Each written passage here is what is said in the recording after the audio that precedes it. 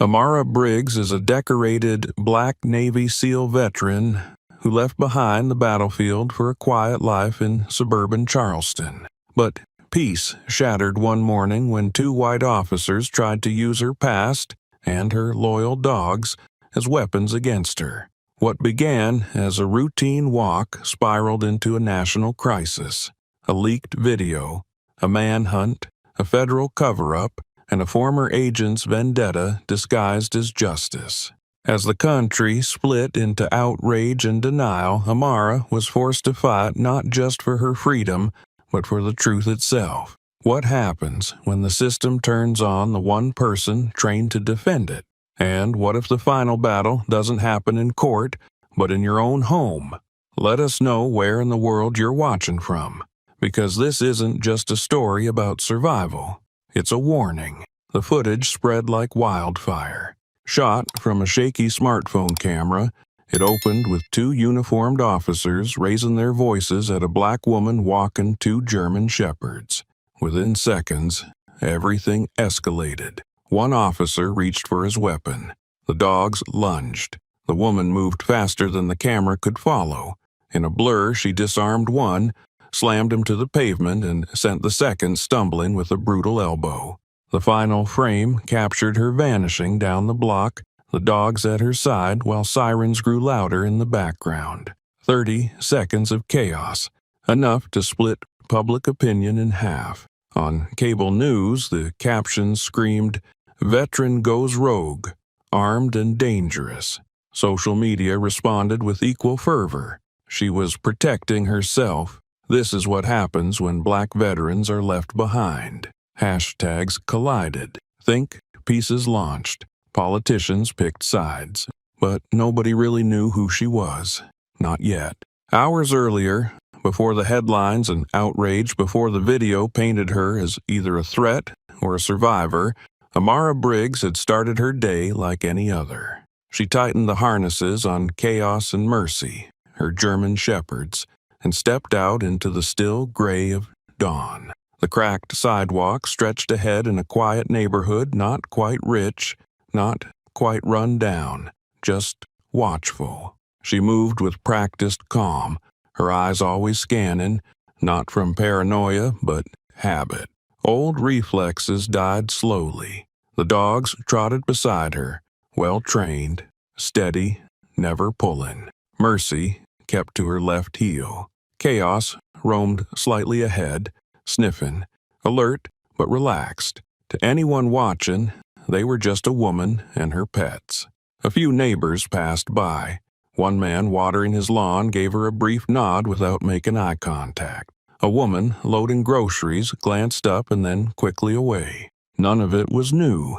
Amara had learned the pattern of this place, quiet prejudice wrapped in polite silence. They wouldn't call her names. They wouldn't welcome her either. They'd smile thinly, wonder silently what someone like her was doing there, and keep their distance. She didn't mind. She wasn't there to make friends.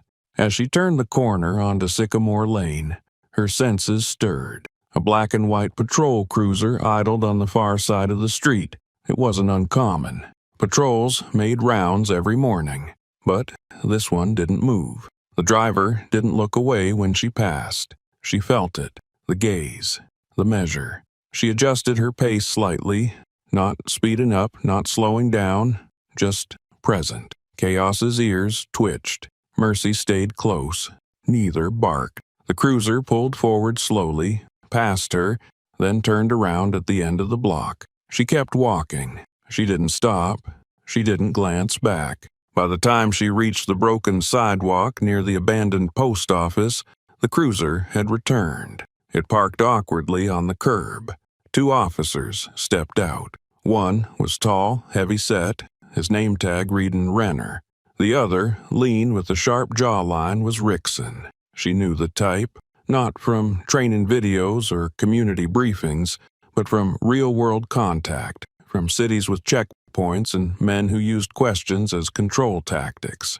They walked toward her like they were taking a break from a coffee run, hands loose, smiles loaded. "Mornin'," Renner said, too casually. Beautiful dogs you got there. Mornin', Amara replied, voice flat, neutral. What are they? Rickson asked, circling to the right side, casually cutting off her angle to continue forward. German shepherds? Military trained? Renner asked, still smiling. Something like that. Big for house pets, Rickson noted, eyeing Chaos, who had stopped moving. They're under control. That a fact? Renner said, his smile flickering. They look tense.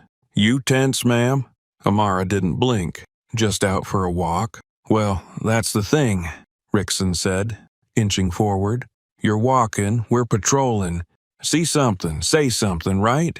They're dogs, she said evenly. They're not weapons. Rickson let out a short laugh. Dogs don't make the rules. People do. And sometimes people forget that. Mercy let out a low growl. Chaos shifted his weight forward, muscles tightening slightly under his black coat. Amara adjusted the leash, not pulling back, just centering. Back off, she said, still calm. See, Rickson said, pulling something from his pocket, what looked like a piece of jerky. We're just trying to be friendly. Thought I'd say hi to your dog. Don't, Amara said, firm now. Chaos's body lowered, lips just beginning to pull back. Rickson leaned closer anyway. He won't bite, right? The answer came in a deep, rising growl that silenced the street. Renner's hand moved, first toward his belt, then toward his taser.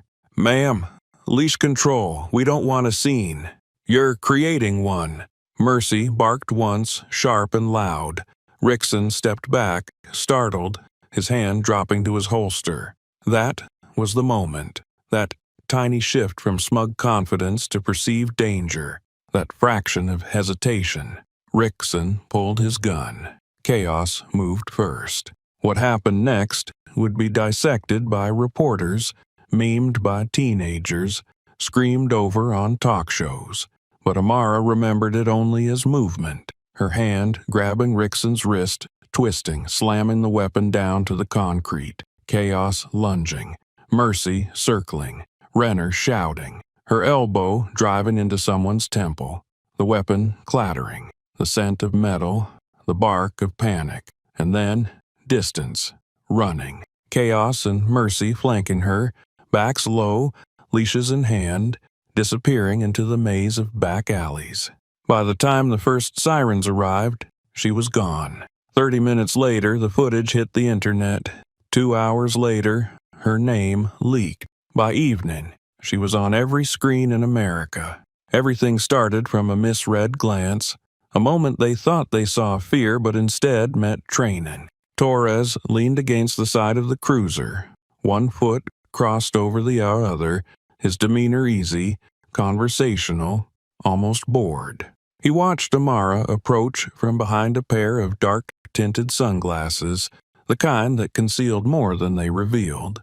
"Mornin'," he said, as she came within range, his voice casual but edged with something less friendly. Rickson, already standing a few paces ahead, gave a short wave and stepped slightly into her path. Amara stopped, not abruptly but deliberately. Chaos and Mercy halted with her, their leashes slack but taut enough to feel her tension. She gave both dogs a subtle tap with her fingers, a command without words.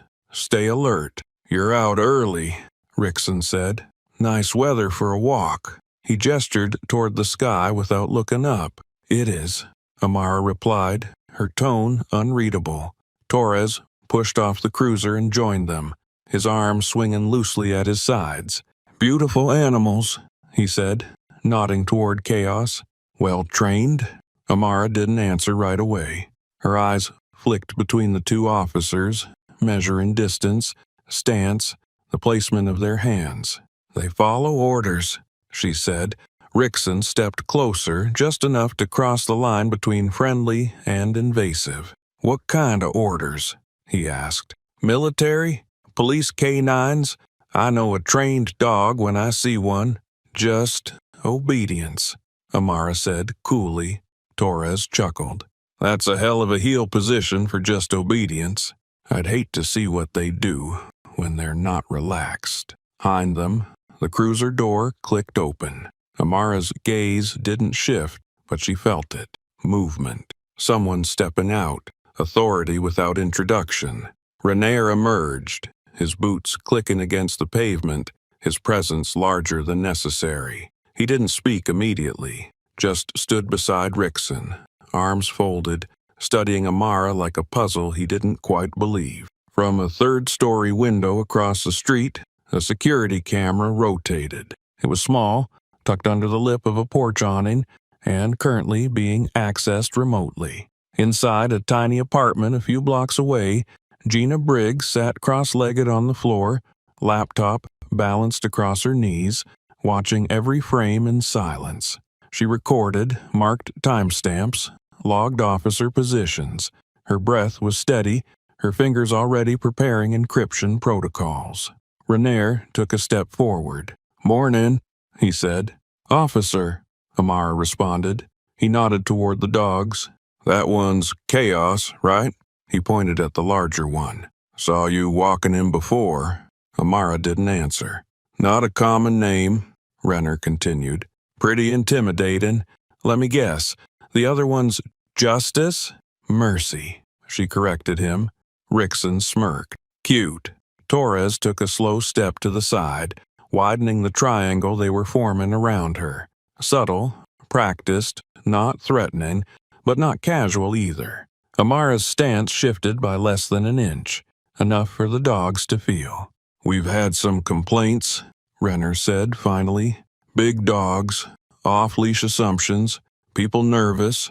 You know how it is." "They're leashed," Amara said. "Controlled, registered. No one's accusing." Torres cut in quickly, palms up. "We're just checking in. You understand?" "I do," Amara said, "but you're surrounding me. So I'll ask, am I being detained?" Renner gave her a slow smile. "Not at all. We're just talking." Rickson stepped closer, his hand hovering near his radio. "Mind if I pet one? See how friendly they are?" "I do mind," Amara said, voice tightening.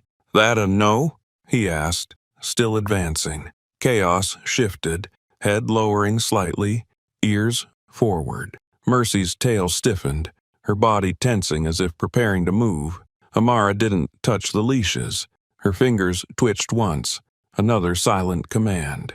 "I said no," she repeated. Torres finally spoke again, voice lighter. "Come on, let's not make this a thing. We're all neighbors here." Rainier gave a small shake of his head. "No need for tension.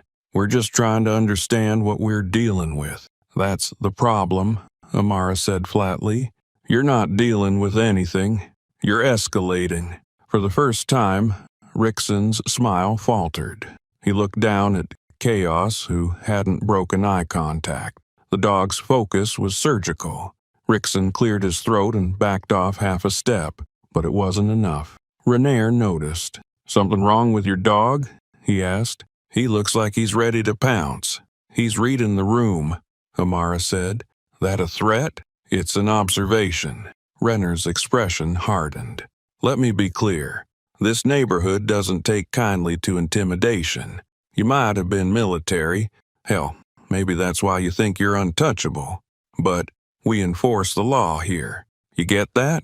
"I get that some people wear badges to serve," she said, "and others wear them to provoke." Silence stretched between them. Rickson shifted his weight. Torres looked down the street, then back again. Gina, still watching the feed, typed furiously into a secondary console. She flagged Renner's positioning and noted the time. Chaos let out a low, pulsing growl. Rickson's hand dropped a little lower, brushing his sidearm. "I'd back him off if I were you," Renner said, his voice quiet now. "A dog like that lunges. We won't hesitate." Amara didn't blink. "And I won't apologize." Mercy barked once, short, sharp, precise. The moment fractured. Rickson reached. Not fast, not full motion, just enough. Chaos lunged. Torres grabbed his baton. Renner moved for his taser. Amara stepped forward. One wrong move, and the street exploded. Rickson's hand moved too quickly. The moment Mercy barked, his fingers wrapped around the grip of his firearm. He drew in a sharp motion, not aiming yet, but enough to show intent. In a flash of muscle memory, Amara moved. Her heel dropped back, shifting her center of gravity as her left arm swung forward, cutting into his gun hand. Chaos responded instantly, leaping at the officer's side. His teeth clamped down on Rickson's wrist with perfect precision. Not enough to crush bone, but enough to strip the weapon from control. The gun clattered to the pavement. Rickson cried out, half in shock, half in pain. Before he could react, Amara drove her knee into his gut, folding him forward. Her elbow came up next, cracking across his temple with the kind of force only years of combat training could deliver. Rickson collapsed, disoriented and heaving, both hands now protecting his face rather than reaching for anything else. Mercy moved in the opposite direction, darting to the left and circling behind Torres, who instinctively stepped back. His baton was still in hand, but he didn't raise it. His eyes were locked on the chaos unfolding inches away. Amara's body pivoted low as she swept Rickson's legs out from under him, sending him flat to the ground. She dropped to one knee and yanked the body cam from his vest with a practiced snap, her fingers already checking the LED light for signs of recording. It was still on. Rickson coughed and reached toward his belt again, but Amara saw it coming. She struck his forearm with the heel of her palm, sending his fingers limp. She stood quickly, pressing a boot into his shoulder to keep him down, then turned to Chaos. "Off," she said firmly. The dog released Rickson's arm instantly, his teeth parting cleanly without hesitation. Torres remained where he was, 5 steps away. He hadn't drawn his weapon. He hadn't given a single command. He just stood there, jaw clenched, eyes unreadable behind his sunglasses. Mercy lingered beside him, not growling, not barking, just waiting, watching. Amara's gaze met Torres's, and for a long beat, no one moved. "You're just gonna stand there?" she asked. Torres looked at Rickson, groaning on the sidewalk, then at Amara. His shoulders rose once in a shallow shrug. He said nothing. Amara didn't wait. She slid the body cam into her jacket pocket and gave a short whistle. Chaos and Mercy returned to her side instantly, positioning themselves left and right. She stepped backward, slow and deliberate, never turning her back until she'd created enough distance. Rickson was still down, moaning. Torres finally looked away and turned toward the cruiser. No words were exchanged. Amara disappeared down the alley behind the abandoned post office, her stride swift but controlled. She didn't run. That would draw attention. Instead, she moved with tactical precision, her dogs gliding beside her like extensions of her own body. She cut through side streets and ducked behind fences, weaving through the less visible parts of the neighborhood. She could hear sirens now. Not many, yet, but enough to confirm that backup was coming. Rickson must have pressed his emergency call before she disarmed him. 4 blocks later, she ducked into the back entrance of a shuttered laundromat. Inside, the smell of detergent clung to the air like memory. The place had been closed for months, but the back storage room still had power. She secured the door behind her, pulled down the blackout shade over the single window, and exhaled for the first time since Rickson reached for his weapon. She pulled the body cam from her jacket and examined it under the flickering overhead light. The LED blinked red, still recording. She dug into her backpack, pulled out a signal blocker, and wrapped it around the device to prevent remote access. Then she activated her burner phone. 1 call. It rang twice. "Talk," said Gina's voice on the other end.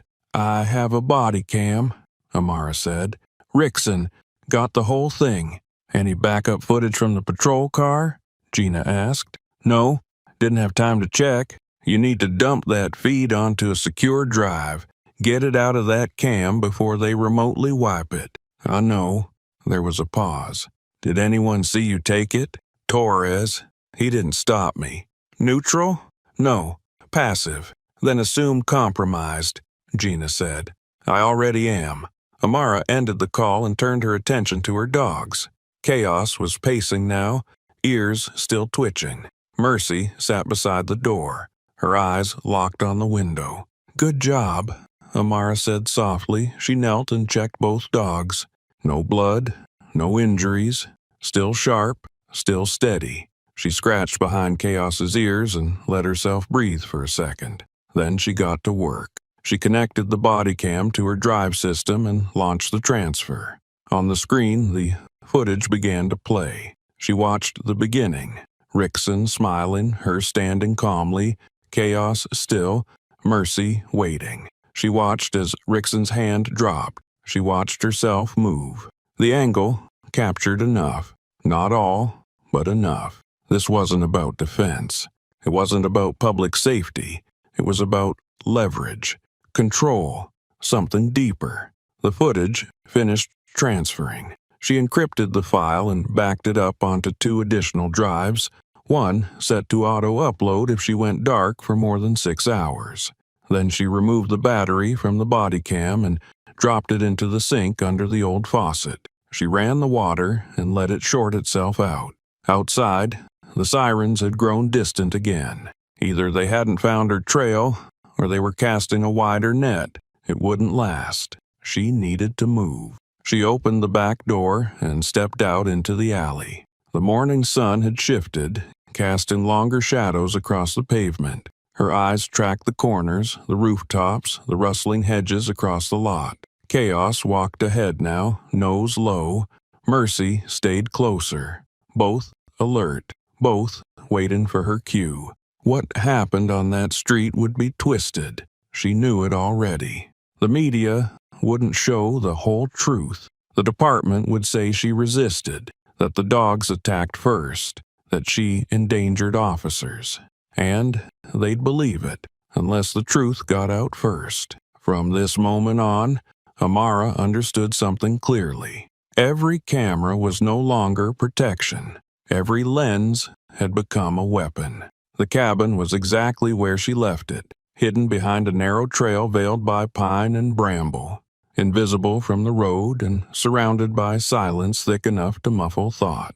The structure leaned slightly, weather-beaten and worn from years of abandonment, but its frame held. Amara guided Chaos and Mercy through the narrow gap in the trees, her breath steady, boots silent against the dirt. The sun had started its descent, casting the clearing in orange and gold. She didn't waste time. Once inside, she barricaded the door, checked the windows, and swept the space for signs of disturbance. Nothing. It hadn't been touched. The dogs collapsed onto the dusty wooden floor, their bodies finally resting after hours on alert. Amara opened her pack, pulled out a portable radio, and twisted the knob. The static crackled for a moment, then cleared as the broadcast came through. Ongoing manhunt across 3 counties. Authorities are urging citizens to avoid contact and report any sightings of the suspect immediately. A pause. The woman, identified as Amara Briggs, a former Navy SEAL with advanced tactical training, is wanted for the violent assault of 2 law enforcement officers during a routine neighborhood patrol. Officials say she fled the scene with 2 large dogs described as aggressive and weaponized. Body cam footage from the officers involved is currently unavailable due to technical failure. Amara sat against the wall and closed her eyes. The words cut deeper than she expected, not because they surprised her, but because of how predictably false they were. The version of her being broadcast across the country wasn't human. It was a warning, a manufactured threat wrapped in a 30-second narrative. Nothing about provocation, nothing about Rickson reaching first, nothing about Torres standing down. They had erased the context and replaced it with fear. The anchor continued.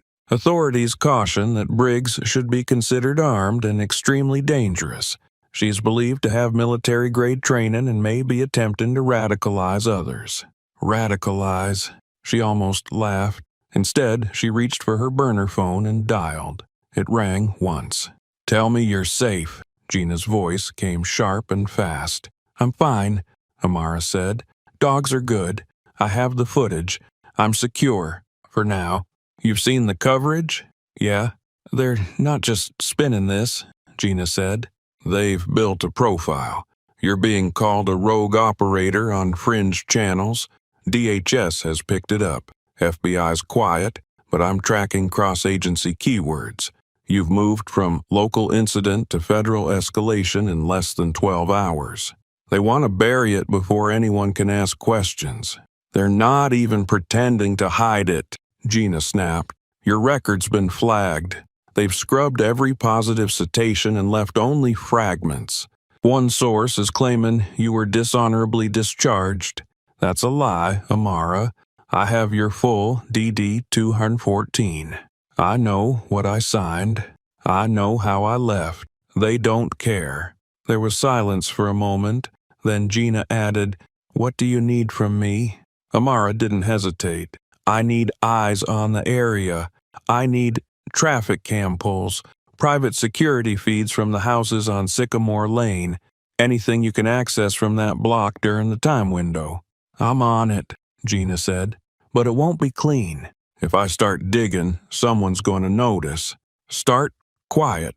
Pull low-risk feeds first. Work your way up. And after that," Amara looked down at Chaos and Mercy, both now asleep but still twitching in their dreams. "We show them what they don't want people to see." A sharp exhale came through the phone. "Okay, but you have to stay put. If you move, I lose your digital footprint. You're off-grid. That's your only advantage right now. I'll hold here for a bit. What about the drive I gave you?" "Secured, triple encrypted, physical backup in my apartment, cloud relay prepped. If I go dark for more than 6 hours, it dumps." "Good." A pause. "You scared?" Gina asked quietly. "No," Amara said. "I'm angry." They hung up. The cabin darkened as the last of the sun vanished behind the treetops. Amara lit a small oil lamp and moved to the corner of the room where she had stashed emergency supplies months ago. She pulled out canned food, water, field dressings, and checked the med kit. She wasn't injured, but she knew better than to let her body relax too long after a fight. The adrenaline was still there, but beneath it, fatigue. She sat cross-legged on the floor and pulled the dogs close. Mercy laid her head on Amara's lap. Chaos rolled onto his side and groaned softly. They were tired too. She ran her hand along Mercy's back, feeling the steady rise and fall of her breath. From here on, every movement had to be calculated. No phone towers, no digital signatures, no street-level recognition. Even the dogs were now part of the narrative, portrayed as trained attackers, not partners. She reached into her jacket and pulled out the small hard drive where she had stored the extracted body cam data. She tucked it inside a hidden pocket in the floorboard, covering it with a loose plank and a layer of dust. It wasn't enough to just survive. She had to make sure the story didn't die if she vanished. The night crept in quietly, but her thoughts stayed sharp. They didn't just mark her as dangerous, they turned her into a headline, a symbol, a warning. That meant something else was coming. Not just patrols, not just news coverage, but escalation. She pulled a folded map from her pack and laid it on the floor, circling the cabin in red pencil. Then she drew 3 escape routes, all converging toward the same fallback point, the old ranger station 50 miles north. If things collapsed, she'd go there. But that wasn't the plan. The plan was to stay ahead, and right now, she had one ally watching the wires. Somewhere in a dark apartment, Gina started to dig. The glow from Gina's monitors illuminated her face in sharp lines. It was nearly 2 in the morning, but she didn't feel tired. The files sprawled across her screen like a battlefield. Timestamp logs, video frame markers, network access reports. Her eyes darted from one window to another, fingers flying across the keyboard, narrowing in on inconsistencies the average analyst wouldn't catch. She wasn't an average analyst. She'd built systems like these before, and she knew exactly where to look when something had been tampered with. The body cam metadata from Officer Rickson's unit was supposed to be corrupted. That was the official word. But the corruption didn't match the digital fingerprint of a real technical failure. No latency gaps, no abrupt file breaks. Instead, the data trail ended cleanly, right after the confrontation began. Too clean. Gina pulled the storage access log and stared at it. There it was. Manual override, file deletion at 09:21:43. She checked the cruiser logs. The call went out for backup at 09:22:05. Someone had time to erase the footage before reporting the incident. She ran the user ID attached to the deletion. Officer Renner, of course. Gina exhaled slowly, forcing herself to remain calm. Her cursor hovered over the line of code. If she had access to the department's internal servers, she could recover the raw cache fragments, maybe even piece together partial video. But, from the outside, her reach was limited. What she could do was document everything. The deletion log, the access signature, the system breach that followed. Rayner hadn't just covered his tracks, he'd broken policy, maybe even law. And no one inside the department seemed interested in holding him accountable. She clicked into her second monitor. On it, a live stream from a public access channel was running. Renier stood behind a podium inside the Charleston Police Department briefing room, flanked by 2 department officials and a city councilman. He wore a tailored uniform that looked newly pressed, a badge gleaming under the lights, and an expression that conveyed firm, resolute leadership. "In light of yesterday's events," he said into the cluster of microphones, "we have formed a dedicated task force to ensure the swift and safe apprehension of the individual responsible for this violent attack on our officers." Gina muted the volume. She didn't need to hear the rest. The banner across the screen told her everything. Charleston PD launches Community Safety Initiative, following officer assault. Community Safety Initiative. That was the name Renier had chosen. But the structure he was building underneath it looked more like a manhunt than a public service program. She dug deeper. The task force had been assembled in less than 24 hours. Renier had full operational control. No oversight committee, no transparency requirement. Personnel were pulled from multiple units, including narcotics, gang enforcement, and even SWAT. That wasn't standard. That was tactical, strategic, purposeful. The funding request had been processed on the same day as the incident, pre-approved by an administrative loop Gina had never seen before. She flagged it. Someone had this ready. That meant Renier hadn't just reacted. He had planned. Maybe not this exact outcome, but something close enough. Gina leaned back and stared at the screen, her thoughts racing. If Renner was willing to build a task force around one woman and her dogs, it wasn't just about control, it was about containment. He needed to erase Amara not only from the scene but from the public conscience. Frame her, discredit her, capture her, and quietly remove her. The press wouldn't ask questions. The department would call it justice, and the footage would never see the light of day, unless someone broke the pattern. She reached over to her encrypted phone and tapped out a single-line message. The recipient was a burner contact buried in her network, a government employee with internal access, someone who owed her a favor. The message read, "Need eyes inside Charleston PD internal review, unofficial, discreet, no paper trail." Then she sent the body cam deletion logs to a second cloud backup and encrypted the files again with a timed key. If anything happened to her, Amara would still have access. The drive they'd built together had become the story's lifeline, and the more Renier tried to suppress it, the louder Gina planned to make it. Outside, the city slept under a false sense of safety. The morning headlines had already been drafted. Photos of Amara looking severe and distant. Old footage from her time in uniform. One station had pulled grainy security footage of her walking past a gas station, dogs in tow, and slapped it under the word fugitive. No mention of provocation.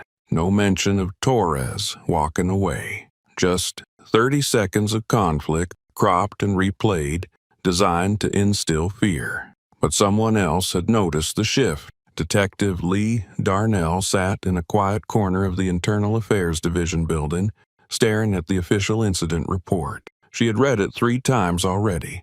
The words hadn't changed, but her reaction had. It didn't sit right. The timeline didn't align. The language was too careful. The footage corrupted. The audio incomplete. And the body cams malfunctioning. All in the same encounter? That kind of coincidence didn't exist. She flipped to the witness statements. They were vague, repetitive, filled with passive constructions and phrases like appeared hostile and possibly aggressive. Red flags. Darnell had been in this job long enough to know when something was being buried. And when she saw Rayner's name as both incident commander and primary evidence handler, her interest sharpened. She pulled out her notebook and wrote down 3 things. Manual deletion timestamp 09/21/43. Task force created same day. Footage EO's unavailable. EO suspect. Darnell didn't like chasing ghosts, but she hated lies more. And this had all the hallmarks of a fabricated case. She shut the report, stood up, and slid it into her briefcase. Then she exited the building without logging her next move. She would make her own inquiries, quietly, off the books. There was something buried here, something Rainier didn't want found, and Darnell had just decided she was going to find it. Detective Lee Darnell sat alone at her desk, the dim office light casting long shadows across the sea of beige folders and blinking monitors. Her fingers tapped against the edge of a printed incident report, eyes narrowing as she reread the language for the 4th time. It didn't add up. The phrasing was deliberately vague, almost clinical in its avoidance of detail. She had seen reports doctored before, but this one wasn't just scrubbed, it had been rewritten entirely to frame a narrative, and the inconsistencies were no longer subtle. The report stated that the suspect, Amara Briggs, had escalated an encounter with 2 officers during a routine neighborhood patrol. It mentioned hostile behavior, potentially dangerous animals, and failure to comply with lawful commands. Yet, it never cited a specific threat, no aggressive action, no mention of the officers' drawn weapons first, not even a timeline of who spoke when. It read more like a summary than an investigation. Darnell turned to her monitor and pulled up the body cam data log. According to the department, both body cams, Rickson's and Torres's, had failed simultaneously due to a synchronization error. That alone was suspicious. Body cam systems were independently timed. Dual failure at the exact same second was statistically improbable unless it was intentional. She dug deeper. The camera systems they used automatically generated metadata logs even when the footage was deleted. The logs included file creation, last access, and modification history. She cross-referenced the timestamps from the cruiser's onboard system and found the first red flag. Rickson's camera showed a clean file creation at 09/11/04. It was accessed several times during the patrol. Then, exactly at 09/21/43, it was manually erased. Not corrupted, not glitched, deleted. And the deletion wasn't random. It was followed by a secondary system prompt confirming administrative override. That override required credentials. The name attached was Rayner's. Darnell's lips pressed into a tight line. She checked Torres's cam next. Identical pattern.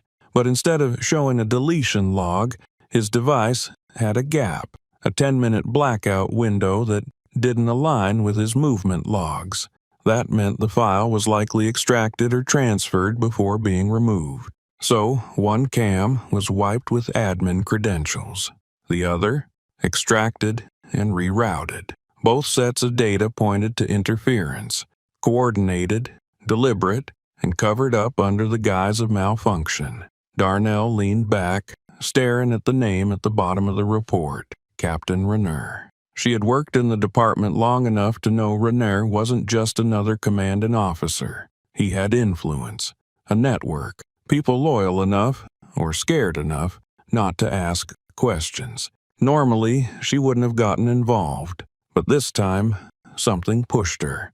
It was the silence in the paper trail, the way everything that should have been automatic, witness interviews, footage collection, third-party validation, was missing or altered. She minimized the system logs and opened a secondary search. She entered the address of the incident and scanned nearby residences for known security systems. Several homes were outfitted with ring and nest doorbell cameras. One even had a rooftop-mounted 360° cam. Yet, the report claimed there was no viable civilian footage from the scene. She pulled up the public records from the housing board. 2 of the homes had registered surveillance systems tied to paid subscriptions. That meant cloud backups existed, but none had been collected as evidence.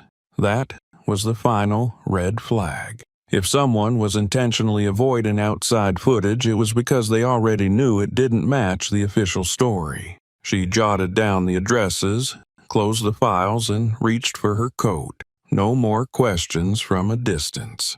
If the answers weren't in the paperwork, she'd get them firsthand. She left her badge on the desk and exited through the side stairwell. No one noticed. It was nearly midnight and the office was quiet. That was the benefit of working internal affairs.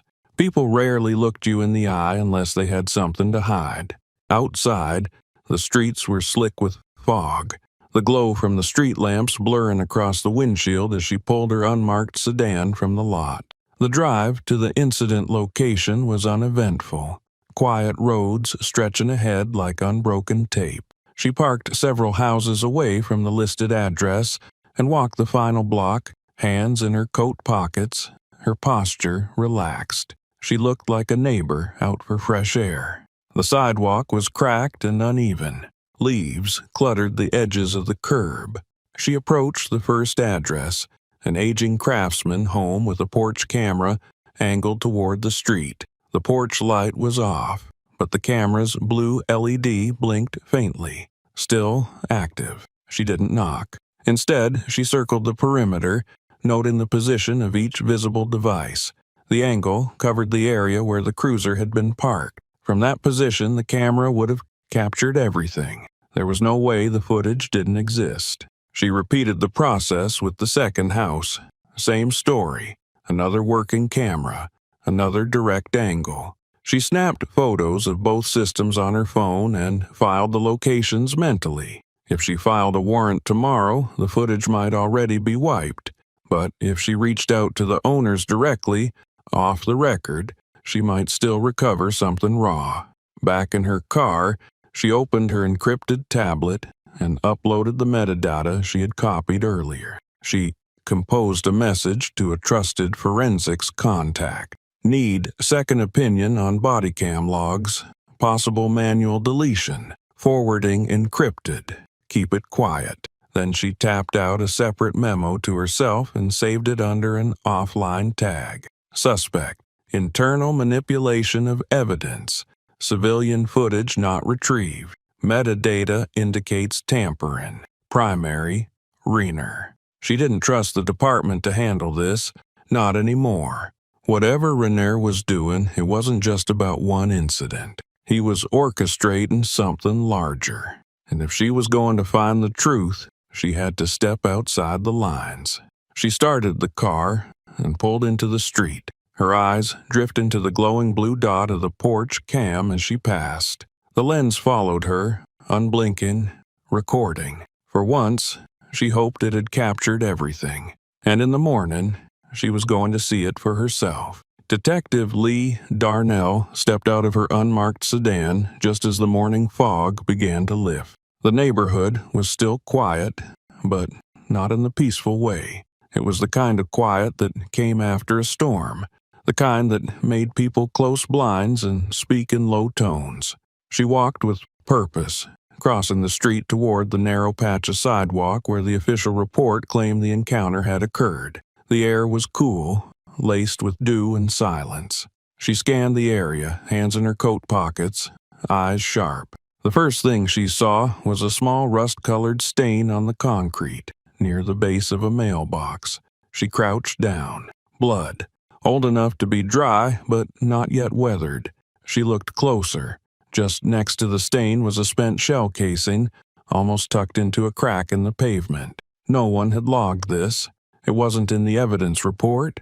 That meant no one from forensics had been sent to sweep the scene. She bagged the casing carefully in a plastic pouch she'd brought for exactly this reason. Then she took out her phone, snapped a few photos of the blood pattern, and marked the location with a GPS tag. She continued her walk down the sidewalk, noting faint scuff marks on the pavement, signs of a struggle, a divot in the grass where someone had fallen hard. The back gate to a nearby home was slightly ajar. She approached the porch of the house with the camera she'd noted the night before. The doorbell cam still blinked steadily. She rang once, no answer. She waited, then rang again. This time, a curtain shifted inside the house, and a moment later, the door opened just wide enough for an elderly woman to peek through. "Can I help you?" the woman asked, cautious but not unfriendly. "My name's Lee," Darnell said. She didn't flash a badge. "I'm looking into what happened here a couple mornings ago. I'm not with the patrol division. This isn't official. I just want to understand what really happened." The woman hesitated. "I don't want to make trouble," she said. "You won't," Darnell replied. "But if your camera recorded anything, it could help clarify things that aren't being reported correctly." There was a long pause. Then, slowly, the woman opened the door wider. "Come in." Darnell stepped inside. The home was modest, clean, and quiet. The woman led her to a small living room with a laptop open on a coffee table. She sat down and opened the security app. "I haven't deleted anything. I didn't know what to do." "You did the right thing," Darnell said. The woman clicked through the footage. The timestamp rolled back to 09:15 a.m. Darnell leaned forward. The video showed Amara walking calmly down the street, two dogs at her side. Rickson and Torres stood by the cruiser, not blocking her path yet, but positioned deliberately. The conversation began. Darnell couldn't hear the audio, but the body language was clear. Amara was firm, but not aggressive. The officers leaned in. Rickson stepped closer, then bent down toward one of the dogs, hand outstretched. The dog tensed. Amara said something, her hand raised, not threatening, but cautioning. Then Rickson smirked. He reached into his pocket and pulled something out, waving it. The dog backed up. Chaos, Darnell remembered. The bigger one. That's when Rickson reached toward his belt. Pause. Darnell tapped her finger on the screen. That was it. The moment everything flipped. The woman beside her whispered, "I saw it live." I didn't know what to think. "You were right not to speak up," Darnell said gently, "but I need a copy of this, please." The woman hesitated again, then nodded.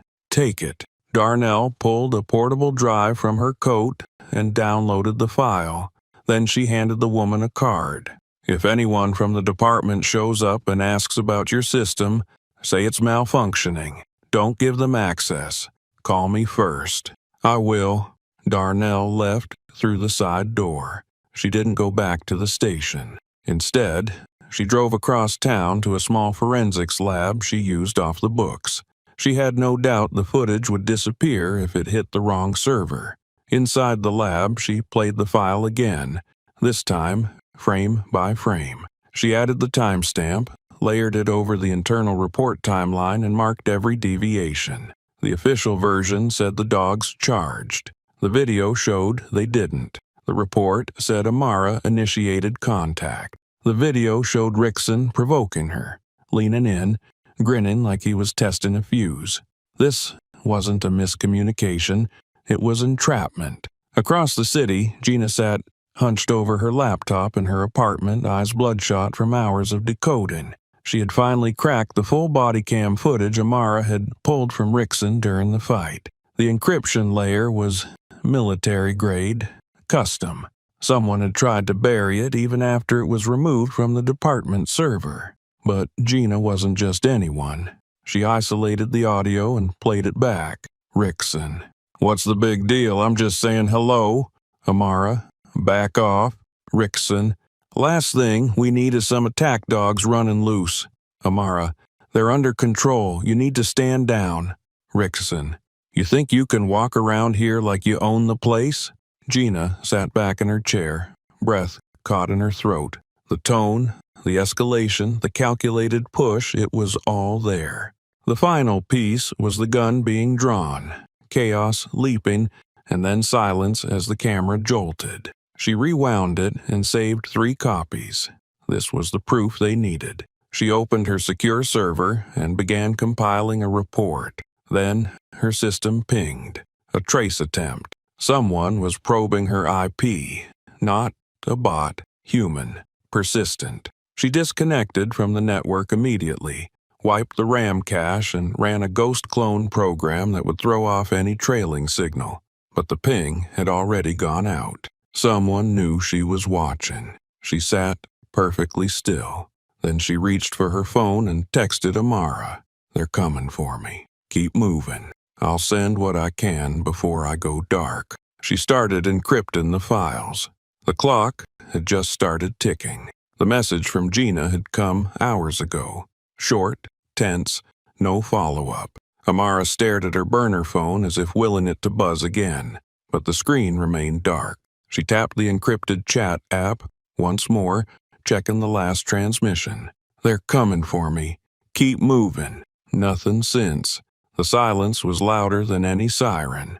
She stood from the cot inside the cabin, tossing her pack over one shoulder. Chaos lifted his head, sensing her urgency, and Mercy padded over from the corner, ears alert. Amara activated the location tracking tool Gina had insisted they use.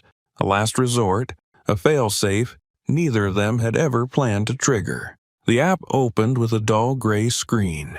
After a few seconds, a single blinking dot appeared, motionless and remote, on the outskirts of the city's industrial zone. A factory. She recognized the location. An abandoned manufacturing site near the river. 6 decaying warehouses, fenced off, forgotten by most of the city, but not by people who needed somewhere no one would look. She'd trained there years ago during her SEAL exit program. Its maze-like interior made it perfect for tactical simulations, and now, apparently, for something else. Amara shoved the phone into her pocket and tightened the dog's harnesses. "We move," she said, voice low but steady. Chaos gave a soft huff, and Mercy followed her out the door. The sky had darkened by the time she reached the tree line bordering the factory perimeter. The last stretch had been taken on foot, too dangerous to approach by car. She crouched in the shadows beneath a sagging chain-link fence. The metal curled back at the base like an invitation. She scanned the grounds through a small pair of binoculars, watching for motion. 2 unmarked sedans, 1 cruiser, no lights. A soft growl rumbled from Chaos, low and focused. "Yeah," Amara whispered. "She's in there." Inside one of the warehouses, Gina sat slumped in a folding chair, wrists bound with zip ties and her laptop bag thrown in the corner. The room smelled like dust and rust, and every creak in the rafters sent a chill down her spine. Her captor hadn't spoken much since bringing her in. Just a few lines, meant to intimidate. "You dug too deep. You should have stayed quiet." And the one that told her everything she needed to know. "You messed with the wrong man." Renier had personally overseen the abduction. He hadn't come alone, but he had made sure to be the one to drag her out of her apartment after his tech team triangulated her signal. She had tried to wipe the drives, to toss them into the fire escape, but they were too fast. Now, everything, her laptop, backup tools, flash drives, sat in a plastic bin in the corner of the room, just out of reach. Footsteps echoed outside the metal door. She straightened, eyes narrowing. It opened with a groan. Renier stepped inside, dressed in black, not a badge in sight. "You made a mistake, Gina." She didn't answer. "You thought you were just doing a favor for your sister. You thought you could poke around and not get burned." He moved closer, crouching beside her. "Let me tell you what happens now. You disappear. No press release, no inquiry, just gone." Gina met his gaze. "You're scared." Renner's smile vanished. "That's why you're doing all this," she said. "You lost control. You're scrambling." He stood, the chair creaking behind him. "I don't need control. I just need silence." Outside, Amara moved silently through the brush, avoiding the pools of light cast by the few remaining security fixtures.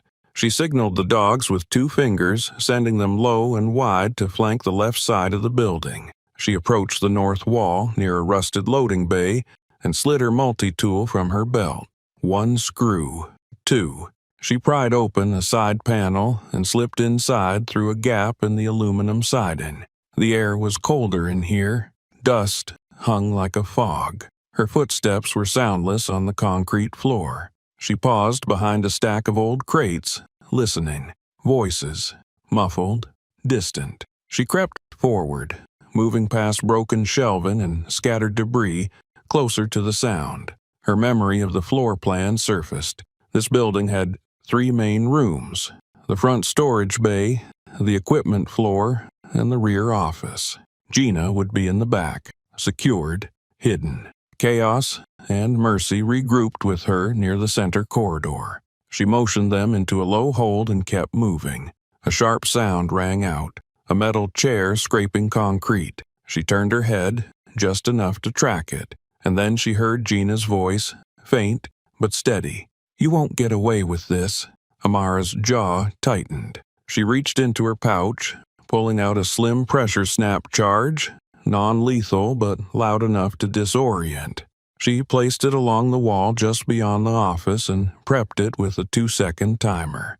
Then she stepped back, looked down at Chaos and Mercy, and whispered, "Go." The dogs moved like shadows, slipping along the far edge toward the opposite door. Amara watched the countdown tick in her head. 3, 2, 1. The blast snapped through the hallway like a thunderclap. Inside the room, Renner spun around as the lights flickered. Gina dropped low in her chair, trying to kick the plastic bin toward herself. The guard at the door reached for his weapon. Too late. Chaos burst through the left door. Mercy flanked from the right. Amara came through the hallway behind them, a blur of motion and steel. The fight was quick, precise. The first guard went down with a thud as Chaos knocked him off balance. Mercy lunged for Renner, stopping short as Amara stepped between them, her knife drawn and steady. Renner froze. Amara's voice was cold, clipped. "You took my sister. She got in the way. You made that mistake." She pulled Gina upright, slicing the zip ties with one fluid motion. Gina's eyes flashed with gratitude but stayed focused. "They have backups," she said. "Everything is still there. We can still get it out." Amara nodded. "Then we move now." Sirens echoed in the distance, faint but approaching. Gina grabbed her laptop bag. Amara tapped twice on the dog's harnesses.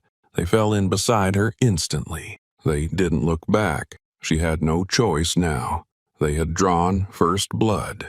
Amara crouched low at the edge of the industrial compound, her breath steady, eyes fixed on the rows of broken windows and rusted scaffolding ahead. The air was thick with the smell of oil and damp concrete. Her gloved hand tightened around the utility blade strapped to her thigh. She had surveyed the perimeter twice already. The eastern side had a collapsed chain-link fence, no lights, no guards posted outside. That didn't mean it was undefended. She motioned to Chaos, then to Mercy. Both dogs moved silently into position, hugging the shadows with practiced precision. Amara slipped through the fence and stayed low, her boots barely making a sound against the gravel-strewn path. She passed rows of abandoned pallets, shattered glass, and forgotten machinery. The place felt like it had been dead for years, but the signs of life were there. A cigarette still smoldering in a coffee can near the entrance, a fresh footprint in the dust, an oil can turned upside down to mark something nearby. She moved toward the first structure, a storage hangar with metal siding half torn away by time. Inside, dim overhead lights cast long, flickering shadows. Two men stood at a makeshift checkpoint near a stairwell, both armed, both relaxed in posture but clearly on edge. One was flipping a coin. The other paced in a small arc. A third sat by the wall, typing into a tablet that glowed faintly blue. 3 targets. She watched them closely, letting the rhythm of their habits settle in her head. The pacing one turned every 6 seconds.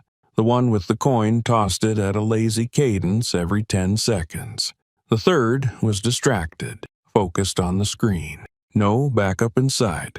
Perfect. She reached into her side pouch and pulled a small flash capsule. Non-lethal, just enough to blind and disorient. She tapped twice on the harness at Chaos's side, signaling a slow flank right. Mercy circled left. Amara waited until both dogs were in place, then she tossed the capsule. The pop was sharp and fast. A blinding flare lit the center of the room. The coin clattered to the ground and all 3 men turned. Too late. Amara moved in with the silence of a ghost. Her elbow drove into the first man's neck before he could fully raise his weapon. He collapsed sideways, gasping. The second turned, gun half lifted. Chaos launched from the shadows, jaws clamping onto the man's arm and dragging him down. Amara didn't pause. She spun toward the third, who was now scrambling for something beneath the tablet. She reached him before he could grab it, slamming her knee into his gut. He doubled over, and she struck again, once in the side of the head, once in the neck. He dropped, out cold. "Clear," she whispered. Chaos released his target and retreated to her side, breathing steady. Mercy slinked in from the shadows, eyes bright, ears perked. They hadn't barked, hadn't needed to. Amara moved to the tablet and scanned the screen. The system was locked, but the last window showed a camera feed, grainy black and white footage of the lower levels. One of the rooms had motion sensors active, a large open space with reinforced walls and a single staircase leading into the dark. That would be the next checkpoint. She downloaded the data into a backup drive and turned to the stairwell. The air grew colder as they descended. The sound of her boots softened against the concrete, dulled by years of dust and neglect. Below them, a flicker of movement caught her eye. A figure standing alone at the base of the stairs, arms crossed, head slightly tilted. He wasn't holding a weapon. Not yet. "Briggs," the man called out, voice smooth, confident. Amara stopped midway down, eyes narrowing. She recognized the voice. Not Rainier. This one was new. He stepped forward, out of the shadows, revealing a lean build beneath a security vest with no insignia, military stance, civilian clothes, hands gloved. The air between them stretched taut. "They said you'd come," he said, "but I didn't think you'd get this far." Amara didn't speak. Her eyes scanned the hallway behind him. One camera mounted in the corner. No visible guards. He was standing like bait. "I'm not here to talk," she said finally. He smiled, but there was no warmth in it. "Then let's skip to the part where I try to stop you." He moved fast, closing the distance in seconds. She dropped her weight back and let him overextend, his punch slicing through the air just inches from her face. She caught his arm and pivoted, slamming her elbow into his ribs, but he didn't flinch. Instead, he used the momentum to drive his shoulder into her chest, and they both crashed into the wall. She twisted out, dropped low, and swept his leg. He fell, but rolled with it, coming up in a crouch. His hand went to his belt, pulling a tactical baton. Amara responded by drawing her blade. They circled each other now. He swung. She blocked. He lunged. She dodged, cutting a shallow slice across his forearm. He didn't cry out, just gritted his teeth and came again. Harder. Chaos growled from behind her, but she held up a hand. Not yet. This one was hers. He tried to feint left, then strike from the right. She was faster.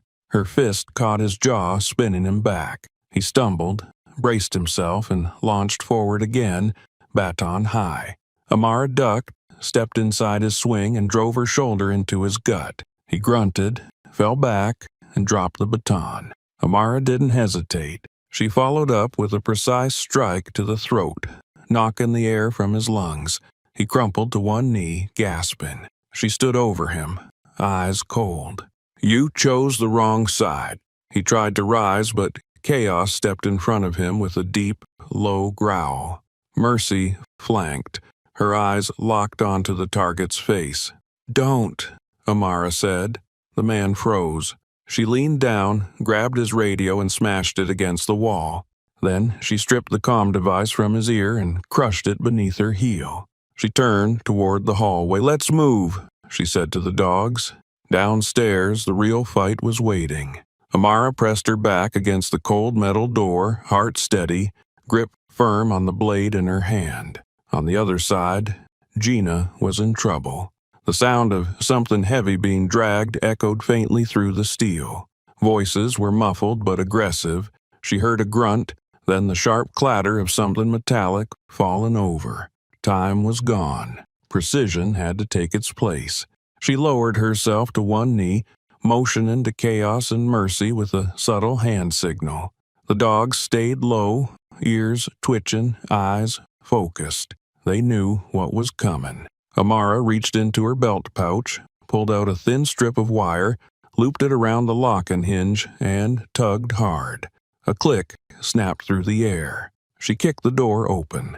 The room was lit by a single flickering light bulb swinging from the ceiling. At the center was Gina, bound to a chair, wrists zip-tied, a gash on her temple, her breathing labored but controlled. Beside her stood a man in a dark windbreaker, his sleeves rolled and a knife in one hand. His head jerked up at the intrusion. Amara moved first. The man lunged at her with the blade, aiming high. She ducked, sidestepped, and drove her shoulder into his ribs. He stumbled but recovered fast, slashing horizontally. The tip of the knife scraped her jacket, narrowly missing skin. She caught his wrist mid-swing, twisted hard, and drove her knee into his thigh. He roared, broke free, and swung again. She blocked with her forearm, absorbing the blow, then countered with a short jab to his jaw. His head snapped sideways, but he didn't drop. He rushed forward, barreling into her, and they slammed into the wall. The knife clattered to the floor. Amara shoved him back and followed with a punch to the throat, but he rolled his shoulder and ducked under it. He tackled her midsection, dragging them both across the concrete, landing hard near a table strewn with tools. They scrambled upright at the same time. He swung a wrench. She ducked, grabbed his arm, and used his momentum to throw him over her hip. He hit the ground, flat on his back, air knocked from his lungs. Before he could recover, she stomped down on his wrist. He yelped, and the wrench fell from his hand. He grabbed her ankle and yanked, pulling her off balance. She dropped, rolled, and came up on her knees, fists ready. He threw a wild punch. She caught his arm mid-swing, drove her elbow into his shoulder joint, and twisted until something cracked. He screamed. Chaos growled, stepping forward, but Amara signaled him to hold. The man wasn't finished. With his good arm, he reached for a pry bar from the floor and swung upward. She ducked just in time, hearing the metal whistle past her ear. He was sloppy now, wounded, erratic. She took advantage. She stepped in close, struck twice, one to the ribs, one to the side of his face. Then she grabbed his shirt collar and slammed him backward into the metal support beam. The thud echoed like a bell. He sagged, knees buckling. That was the opening. Chaos. Now. The dog moved like lightning. His jaws clamped around the man's injured arm, pinning him to the floor. The man thrashed once, but the growl that followed was warning enough. He stopped fighting. Mercy. The second dog circled, positioning herself between Gina and the attacker, a silent guardian. Amara didn't waste another second. She rushed to her sister's side, pulling a knife from her boot and slicing through the zip ties in one fluid motion. Gina slumped forward, groaning. "I've got you," Amara said, her voice steady but softer now.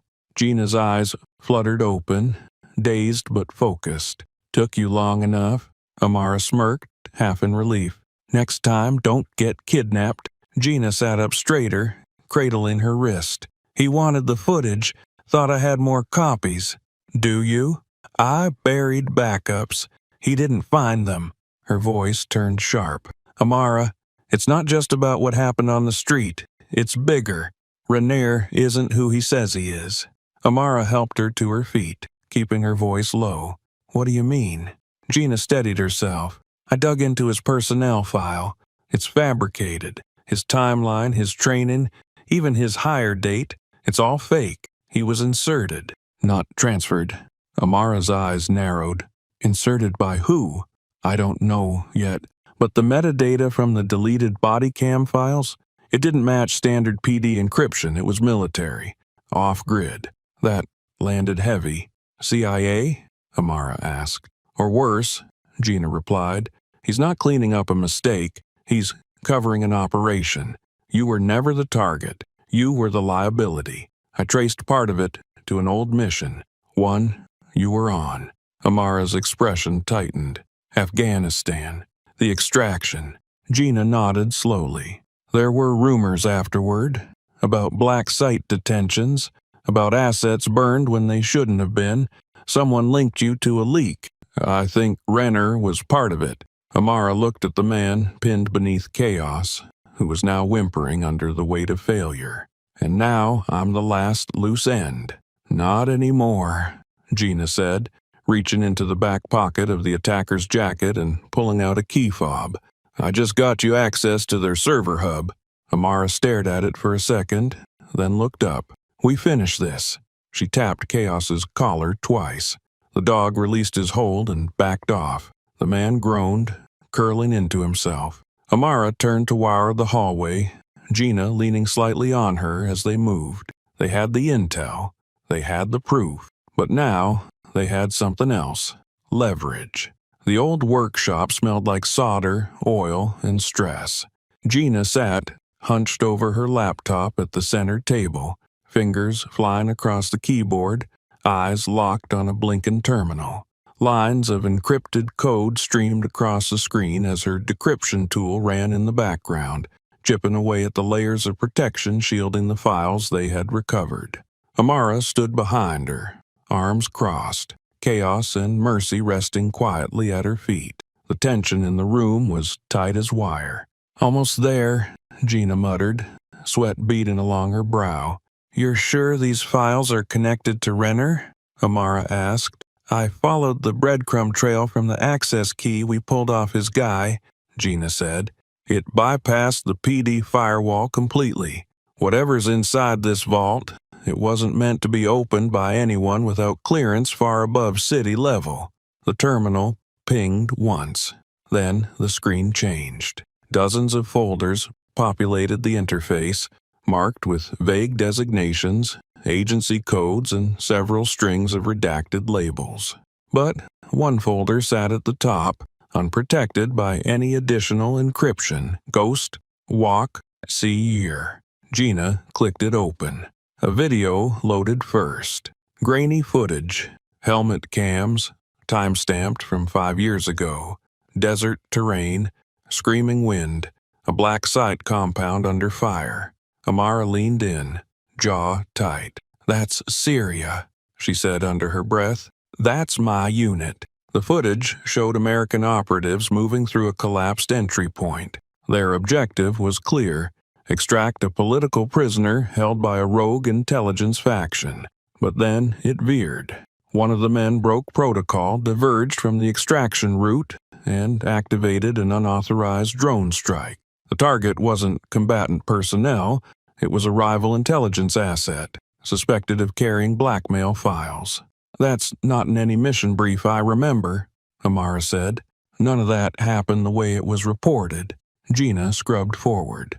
The footage shifted. Now, surveillance inside a briefing room days later. A man stood at the head of the table, his voice muffled but clear enough. His face was unmistakable. Mark Renner. He wasn't in a uniform. He wore black tactical gear, clean-shaven, eyes sharp. In this context, he looked like someone in command, not a field officer. He tapped the screen behind him, showing a chart of names and assets. "The operation was successful," he said in the recording. "The leak has been buried. Our trail is clean. Only a few field agents were exposed." Amara didn't blink. He covered it up. Gina nodded grimly. "And you were on the cleanup list." The file transitioned to a list of reports, internal communications, reprimands, and one decisive memo. Termination request, field asset, Briggs, redacted, mission overlap. "They tried to burn you," Gina said, "but the agency blocked it, said you didn't have clearance to know what had happened, that your actions weren't insubordinate. You were cleared, on paper, but Renner wasn't. He got flagged, discharged without honors, dumped in the wind." Amara's mouth tightened. "And he blames me. He vanished for 3 years after that," Gina said, "then resurfaces under a new identity, transferred into law enforcement with a synthetic record, a background so clean it glowed. I dug into every station he claimed to work at. None of them match up. He doesn't exist in their rosters until 2 years ago. That's when he shows up in Charleston. That's when you move here." Amara exhaled slowly. The connections formed a noose. "This wasn't a coincidence," she said. "No," Gina said. "He was waiting. He used the department as a cover. He built allies inside, pushed his way into positions of influence, rewrote the narrative of who he was. The body cam footage being erased, the task force that came after you, it wasn't about justice. It was payback, deliberate, orchestrated." Amara stared at the screen. Her own face appeared in the lower half of a personnel file, blurry, black and white, stamped with "old asset, cleared." Above it, Renner's signature was scribbled under "disposition recommendation, non-compliant, dangerous, unstable." He had painted her as a threat, not recently, not after the dog encounter, for years. Gina opened one last folder. Surveillance data compiled from over a dozen locations. "He's been watching you since you left the service. Your jobs, your relocation, your vet records for the dogs. He even logged what time you usually walk in the mornings." Amara's stomach sank. "Do we have proof he accessed these?" she asked. Gina nodded. "His IP signature is embedded in the access logs. It's subtle, but it's there. He covered his trail, but not completely, especially not from someone who knows what to look for." Amara turned away from the screen, walking toward the far end of the workshop. Her thoughts were loud, but ordered. The pieces had fallen into place, and the picture they formed was terrifying in its precision. "He set the whole thing up," she said. "That morning on the sidewalk, that wasn't a routine patrol. It was the trigger. He knew I wouldn't take the bait unless pushed, and he sent the worst ones first, Rickson, Torres, because he knew they'd escalate it." Gina stood up, arms folded. "And when you defended yourself, he had exactly what he needed to flip the story." "Veteran goes rogue," Amara murmured. "Dogs out of control, dangerous operative. But now we have the truth," Gina said. "And more than that, we have motive. He didn't just abuse his position. He engineered an entire operation under the guise of law enforcement just to eliminate you. That's not misconduct, that's conspiracy." Amara's jaw clenched. "So now what? We make it public," Gina said. "We release it all. Let people see what he is." "Not yet," Amara said.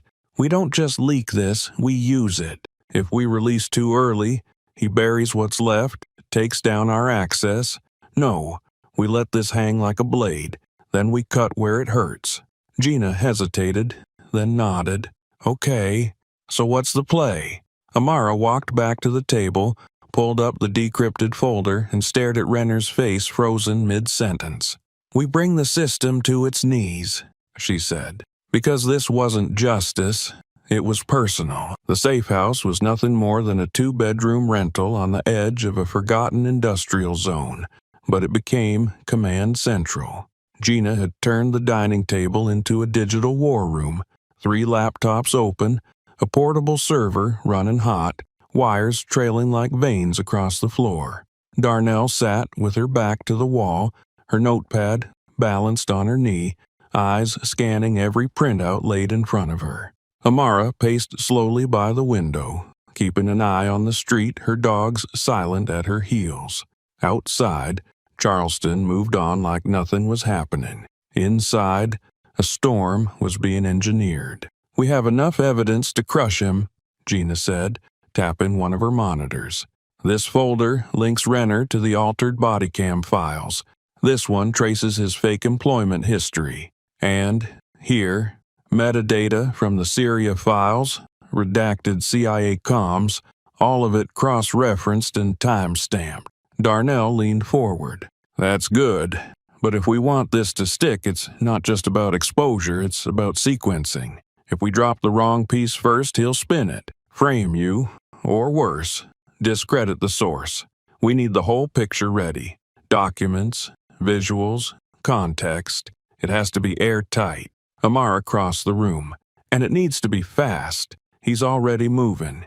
Gina's kidnapping wasn't a scare tactic. It was damage control. He's running out of patience." "I ran another scan," Gina said, clicking through a series of interface windows, "and I found something. It's buried under a completely separate shell company, masked as facility maintenance, but it connects to the police department's internal network, specifically to the digital evidence locker." "You're saying he built himself a back door?" Darnell asked. "No," Gina said. "I'm saying he is the back door." She pulled up a diagram, a flowchart of access nodes inside the department's secure data infrastructure. Most entry points were restricted to authorized terminals, but one pipeline ran on a ghost network, wireless, encrypted, with rotating credentials that traced back to no official login. From there, whoever was connected could enter the evidence locker without alerting the audit logs. "He's not just deleting files," Gina continued. "He's filtering what gets uploaded in the first place. It's not just body cams. Surveillance, testimonies, forensics, all routed through this before it ever hits the main server." Darnell's face hardened. "So the system people trust to keep officers honest has been compromised from inside." Amara glanced at her. "You knew it was bad. Did you know it was this bad?" "No," Darnell said quietly, "but I've suspected for years. Files would go missing. Officers would get cleared despite contradictory evidence. People would say chain of command and stop asking questions. I just didn't know whose chain it was." Amara turned back to the screen. "So what do we do?" Gina enlarged the blueprint. "I mapped the physical layout of the police precinct based on the server room's location. The ghost node is patched through a maintenance relay inside the basement. If we can breach that point and plug in a relay drive, I can override it, extract everything Renner has touched, even the stuff he deleted. We don't just expose him, we unravel the system." "And how long will the transfer take?" Darnell asked. 15 minutes, Gina said. "Give or take." "That's a long time to be sitting inside enemy territory," Amara muttered. "That's why we go in with precision," Darnell said. "I'll handle access codes. I still have credentials that can get us into the maintenance bay. From there, you two will need to move fast. No engagement unless absolutely necessary." "And the dogs?" Amara asked. "They go," Darnell said. "If things go loud, they'll be the difference." Amara looked down at Chaos and Mercy. The dogs sat alert but still, eyes fixed on her every move. Their breathing was steady. Trained for urban operations, they were more than ready. She gave them a silent nod. Gina minimized the schematic and turned to the others. "I'll be stationed remotely, feeding you live data. If the server pings a backup protocol, or if Renner's people catch the breach, I'll trigger a scramble command. It'll divert the system and buy you extra time." Amara moved closer to the table, scanning the printed maps Darnell had laid out. Floor plans, camera sweeps, rotating patrol schedules, all gathered through years of observation. "There's a weakness on the east corridor," Darnell said, pointing to a blind spot between two cameras. "From there, it's 6 doors to the basement stairwell, all of them badge-controlled. I'll override the locks, but once you're inside the basement, you're on your own." "I don't need backup," Amara said. "I need 30 seconds of silence. Chaos and Mercy will handle the rest." Gina leaned back, rubbing her temples. "Once the files are pulled, I've set up an automated distribution protocol. We'll send copies to civil rights groups, to trusted journalists, and internal affairs at the federal level. It won't matter who tries to suppress it. It'll be everywhere." Darnell looked between them. "And what about Renner?" Amara's voice was calm but firm. "Let the evidence destroy his career. But if he comes for us before it's done, he'll answer to me." A silence settled over the room. Outside, a siren wailed far off in the city. Inside, the alliance had taken shape, not just as a necessity, but as a strategy. 3 women, bound not by circumstance, but by a need for truth. Gina turned back to her keyboard. "I'll run one more test on the relay system tonight. After that, we go in." Amara stepped away from the table, grabbing her gear bag. She checked each pocket, each tool, each restraint clip, moving with precision. The dogs followed her motion, tails low, eyes alert. "This time," she said, "we bring the war to him." Because evidence wasn't enough, it had to hit him where it hurt. The safe house was now a war room. Maps were pinned to the walls, marked with highlighter trails and color-coded symbols. Timetables and patrol schedules were taped next to each entrance point, updated hourly. Every detail of the Charleston Police Precinct had been analyzed, broken down, and turned into actionable intelligence. Amara stood at the head of the table, tracing a gloved finger along the Eastern Service corridor. Darnell leaned against the counter nearby, arms crossed, while Gina updated scripts on her laptop. Chaos and Mercy sat quietly under the window, both outfitted in lightweight tactical harnesses with embedded sensors and silent signal receivers. The operation wasn't just risky, it was absolute. One mistake, and the entire mission would collapse. Amara looked up. "We enter through the east maintenance door. No alarm, no camera. Door is locked electronically, but not on the main grid, meaning Darnell can crack it with an access code and external trigger." Darnell nodded. "The badge reader is still active, but not tied to the precinct's real-time security system. I'll spoof it from my terminal with an old master keycard from when I worked there. The window's narrow.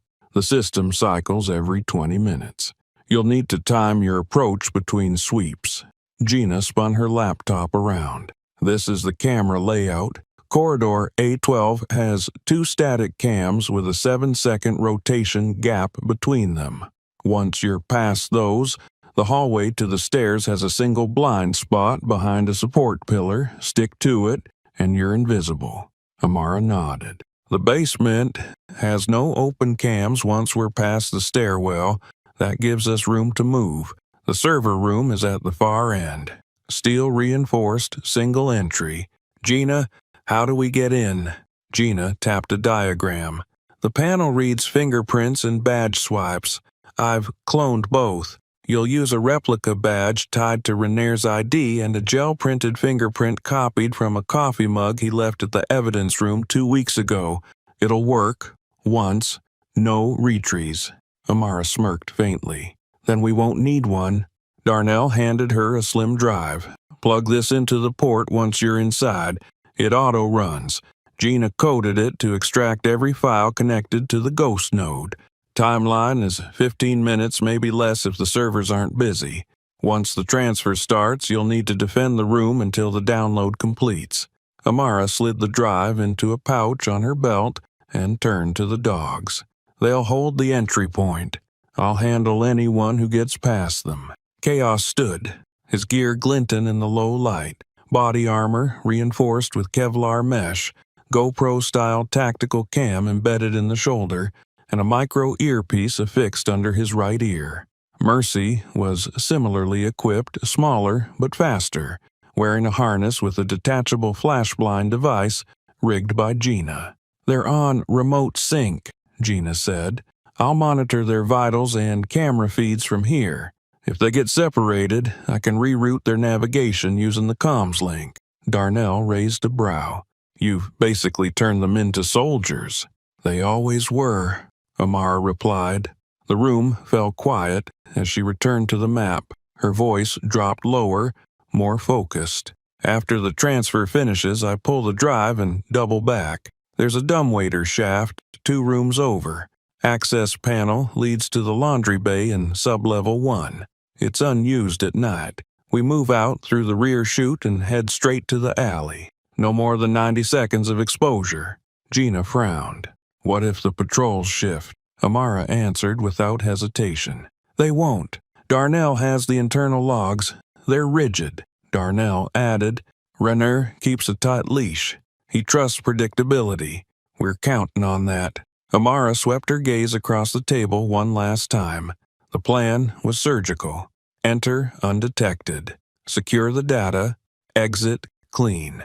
But no matter how meticulous the preparation, the building they were about to breach was enemy territory. She straightened, stepping away from the map.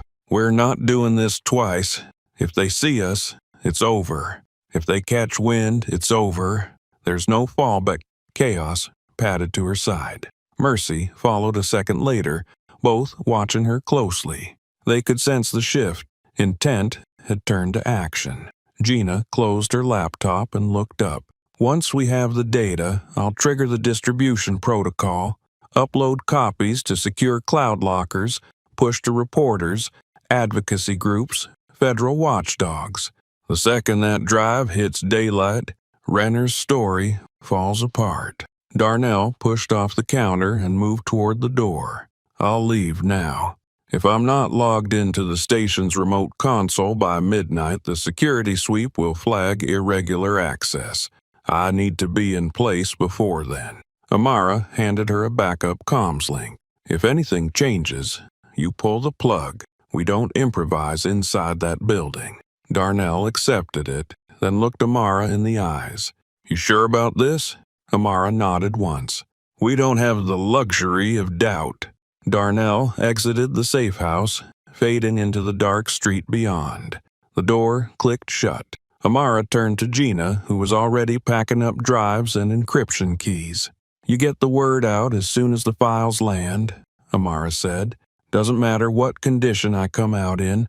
The truth moves forward, no matter what. Gina's voice caught. You're coming out. Amara's gaze stayed steady. Then let's finish the work. She crouched beside Chaos and Mercy, checking their harnesses one last time, tightening straps, testing the command modules with silent gestures. Both responded instantly, eyes focused, muscles poised. This wasn't a mission. It was a reckoning, and there would only be one chance. Because next came the breach, and everything after it would change the city forever. The east side of the Charleston Police Precinct stood quiet in the early hours of the morning. Streetlights buzzed overhead, casting long shadows across the rear alley.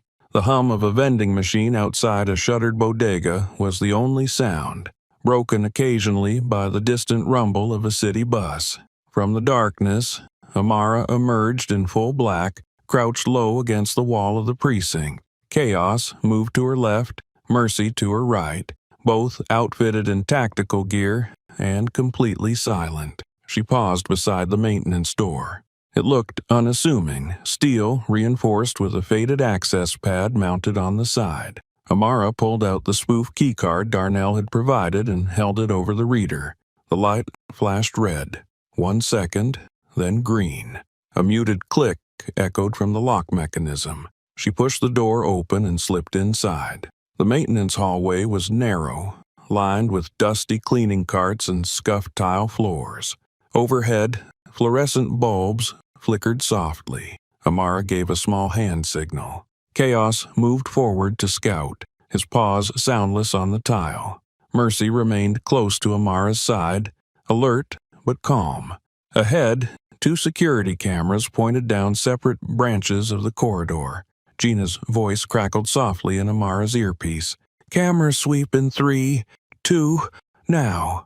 Amara darted forward into the blind spot, pressed herself against the wall behind a support pillar, and waited. The camera rotated back, missing her by inches. "Clear," Gina said. They moved again, this time toward a stairwell access door.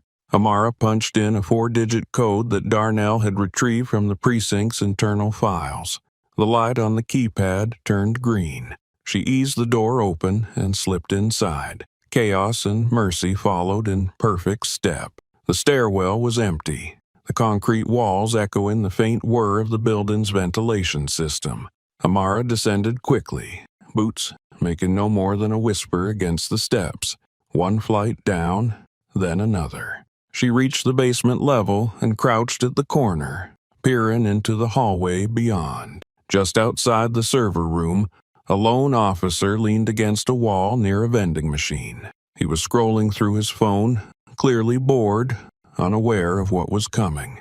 Amara signaled. Chaos crept low around the corner, barely visible in the dark. In a flash, he lunged, jaws clamping down on the officer's arm before he could make a sound. The phone clattered to the floor. Mercy was already behind him, her teeth bared just inches from his throat. Amara moved in, grabbed the man by the collar, and drove her knee into his ribs. He slumped with a groan, eyes wide but silent. She zip-tied his wrists, shoved him into a nearby storage closet, and locked it from the outside. "1 down," she whispered. "Moving in." Gina responded immediately. "Copy that. Fingerprint scanner is prepped. Badge emulator ready." Amara turned to the server room door. The panel glowed softly. She reached into her vest, pulled out the gel-molded fingerprint plate, and pressed it against the scanner. Then she swiped the cloned ID badge. The panel blinked twice. A short beep followed. The bolt clicked. She slipped inside. The server room was dim and cold. Rows of humming machines filled the space, their blinking lights casting a faint glow on the walls.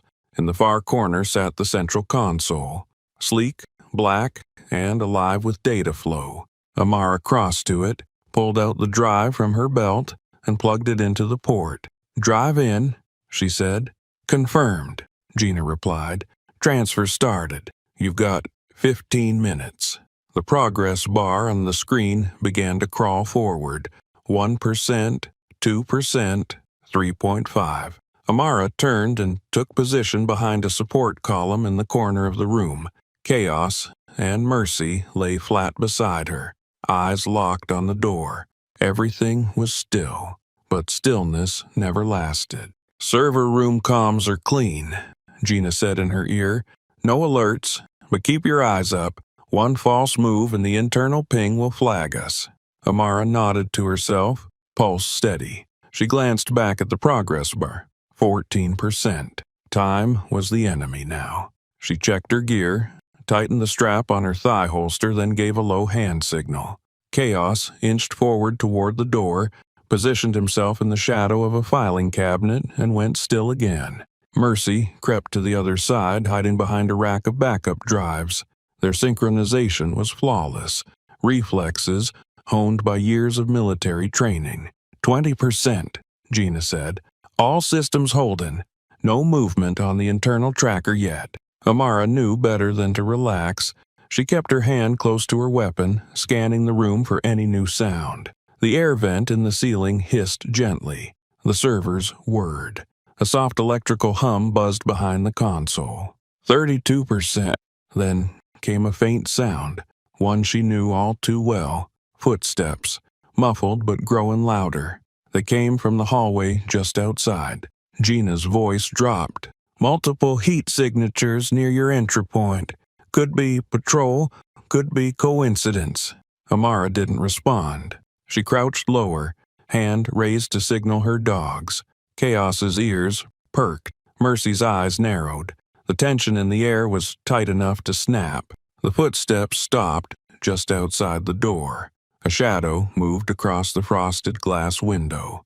Amara's grip tightened. You got maybe 30 seconds, Gina said. They're not in the system yet, but they're close. The doorknob rattled. Mercy let out the faintest growl. Then a voice.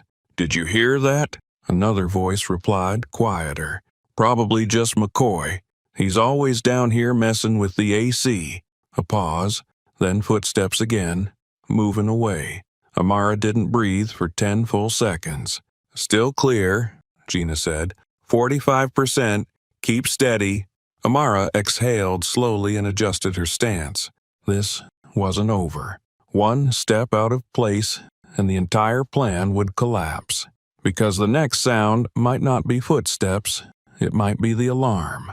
The progress bar read 73%. Amara watched it for half a second, then shifted her eyes to the door. The footsteps had returned. This time they were more deliberate, heavier, closer. No idle conversation, no lazy patrolling, just silence and purpose. She knew that rhythm. She'd moved like that in the field herself, cautious, alert, ready to draw. Chaos growled low from his position near the filing cabinet, his body tensed like a coiled spring. Mercy crouched near the wall, eyes locked on the doorframe, waiting. Amara raised 2 fingers, signaling them to hold. The doorknob turned. This time, it didn't stop halfway. The door creaked open. A flashlight beam swept across the server room. The first officer stepped through. Tall, geared up, sidearm drawn. His radio buzzed faintly on his shoulder. He didn't notice Amara at first, nor the dogs. But then, the beam hit the terminal screen and he froze. What the? Amara moved.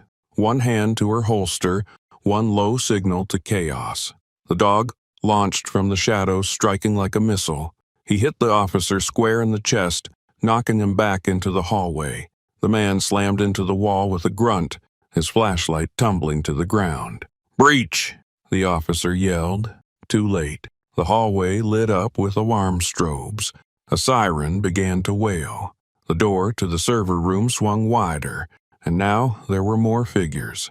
Boots, weapons, shouting. Server room. Suspect is in the building. Amara ducked behind the console just as bullets tore through the air. Sparks exploded off the metal casing.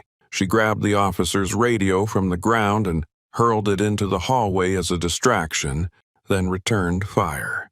2 precise shots, forcing the others to retreat behind the entry wall. Mercy slipped through the chaos, darting across the floor, and hitting one of the officers low behind the knees.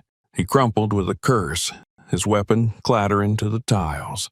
Chaos released his first target and circled back, driving another man into the doorframe before backing off on command. Amara checked the terminal. 85%. Gina, she barked into her comms. We're hot. They're inside. I need an extraction path. Gina's voice came back, tight with urgency. Working on it. Sublevel exits are locked. You'll have to reach the maintenance shaft through Corridor C. Sending map to your receiver now. Understood. Amara leaned out just far enough to squeeze off 2 more rounds. One officer ducked, another returned fire wildly, bullets shredding the edge of a nearby server set rack. The dogs stayed mobile, hitting flanks, retreating before they could be grabbed. Their coordination was flawless. Cover, strike, retreat. A flashbang rolled into the room. Amara didn't hesitate. She kicked it hard toward the far wall. It detonated mid-air, deafening but distant enough not to blind her. The noise disoriented the officers trying to push in. She took advantage, stepping from cover and dropping one with a clean shot to the shoulder. Another staggered as Mercy tore at his leg. 91%. Her arm burned from recoil. Her side ached from diving across the floor, but she didn't stop. "They're flanking," Gina warned. The hallway camera fed into her heads-up display now. Two more officers were coming around from the east stairwell, fast, armored, one carrying a ballistic shield. "Chaos! Shield!" Amara shouted. The dog charged low, targeting the man's knees. The shield bearer buckled, off balance just long enough for Amara to slide into cover and fire at his partner. The second man fell back, weapon dropping from his hand. 95%. More shouting echoed down the corridor. Amara counted 3, maybe 4 additional pairs of boots. This wasn't just a breach team anymore. It was the full lockdown response. Renair had likely triggered the internal code. No one was being allowed in or out. They were going to trap her, then pin the blame on a hostile veteran attempting to destroy evidence. She wouldn't give them the chance. "Mercy! East wall!" she called. The dog leapt up onto a server crate, using it as a springboard to clear a table and land in the line of incoming officers. Her bark was sharp, aggressive, a pure deterrent. The officers paused just long enough. Amara grabbed the drive. 99. Then a final beep. "File complete," Gina confirmed in her ear. "Everything's on board." Amara yanked the drive from the port and slipped it into a secure pouch on her vest. "Extraction?" she demanded. "Route's ready," Gina replied. "Corridor C to utility panel 42B. Maintenance shaft bypasses main doors. No cams in that section. You've got a 30-second gap before reinforcements close the level." Amara gave a sharp whistle. Chaos and Mercy regrouped at her side instantly. One last look at the ruined server room. The place looked like a war zone. Shattered glass, overturned racks, streaks of blood on tile. But she'd gotten what she came for. Now, she had to survive long enough to use it, because the file was complete. And now, only the escape mattered. The data hit the open web at 6:42 a.m. sharp. No warning, no password gates, no restricted links. Just a wave of raw, undeniable truth dumped into the bloodstream of the internet. Gina uploaded everything simultaneously through multiple encrypted relays. Whistleblower forums, trusted journalists, advocacy groups, even international watchdogs. The files splintered into 100 mirrors within minutes. Deleting them became impossible. By 6:58, the first headline broke. Charleston officer exposed. Rogue task force tied to former CIA operative. At 7:12, a major journalist from Washington picked up the thread, attaching a 5-minute montage cut directly from the footage Amara had recovered. It began with Rickson's voice, his slurs, his baiting, and ended with a clean, time-stamped image of him drawn first. No edits, no context stripped. The facts spoke for themselves. Then came the internal memos, falsified disciplinary reports, transfers doctored to remove gaps in service, and a flagged but buried complaint from another precinct tying Renner to a mysterious off-books operation. Gina had redacted just enough to protect her sources, but left in every essential thread. By 8:20 a.m., body cam footage from the precinct raid began trending. Though the interior cameras had been wiped by precinct IT, Amara's dogs had recorded everything on their tactical cams. Silent strikes, calculated defense, precise, non-lethal takedowns. Viewers were stunned not by brutality, but by discipline. This wasn't some ex-soldier lashing out. It was a mission, strategic, necessary, controlled. The narrative shifted fast. No longer was Amara Briggs a fugitive hiding in the woods. Now she was a decorated Navy SEAL who had uncovered an illegal intelligence asset embedded in local law enforcement. The press smelled something bigger. They circled fast and bit hard. Body cam footage contradicts police statement. Systemic manipulation. The Renner files. CIA ghost operative rebranded as captain. Major news outlets scrambled to catch up. Some tried to hold on to the official version, spinning Amara as a potential domestic threat, but the footage made their defenses weak. Even conservative anchors had to pause and address what was plainly visible. Rickson's aggression, Renner's tactical deployment of an illegal unit, and the department's coordinated attempt to bury the evidence. Renner didn't stay silent for long. By 9 o'clock, he had secured an impromptu press briefing inside the Charleston precinct lobby. Flanked by 3 officers loyal to him, faces tight, expressions unreadable, he stepped to the podium in a clean uniform, the badge on his chest catching the flashbulbs of over 24 cameras. "This department has been under attack," Renner said, "not just by a former operative with military training, but by a coordinated attempt to discredit law enforcement and the men and women who serve with integrity." His voice was steady, measured, still playing the professional. "The footage you've seen has been edited," he continued. "Selective, weaponized. It omits context. It's the work of someone with a vendetta against this institution and against me personally. I assure the citizens of Charleston I will cooperate fully with any investigation, but I will not allow the good name of this department to be destroyed by false narratives." He ended without taking questions. Reporters screamed them anyway. "Why is your personnel file missing 2 years of deployment logs? What's your connection to Task Force Albatross?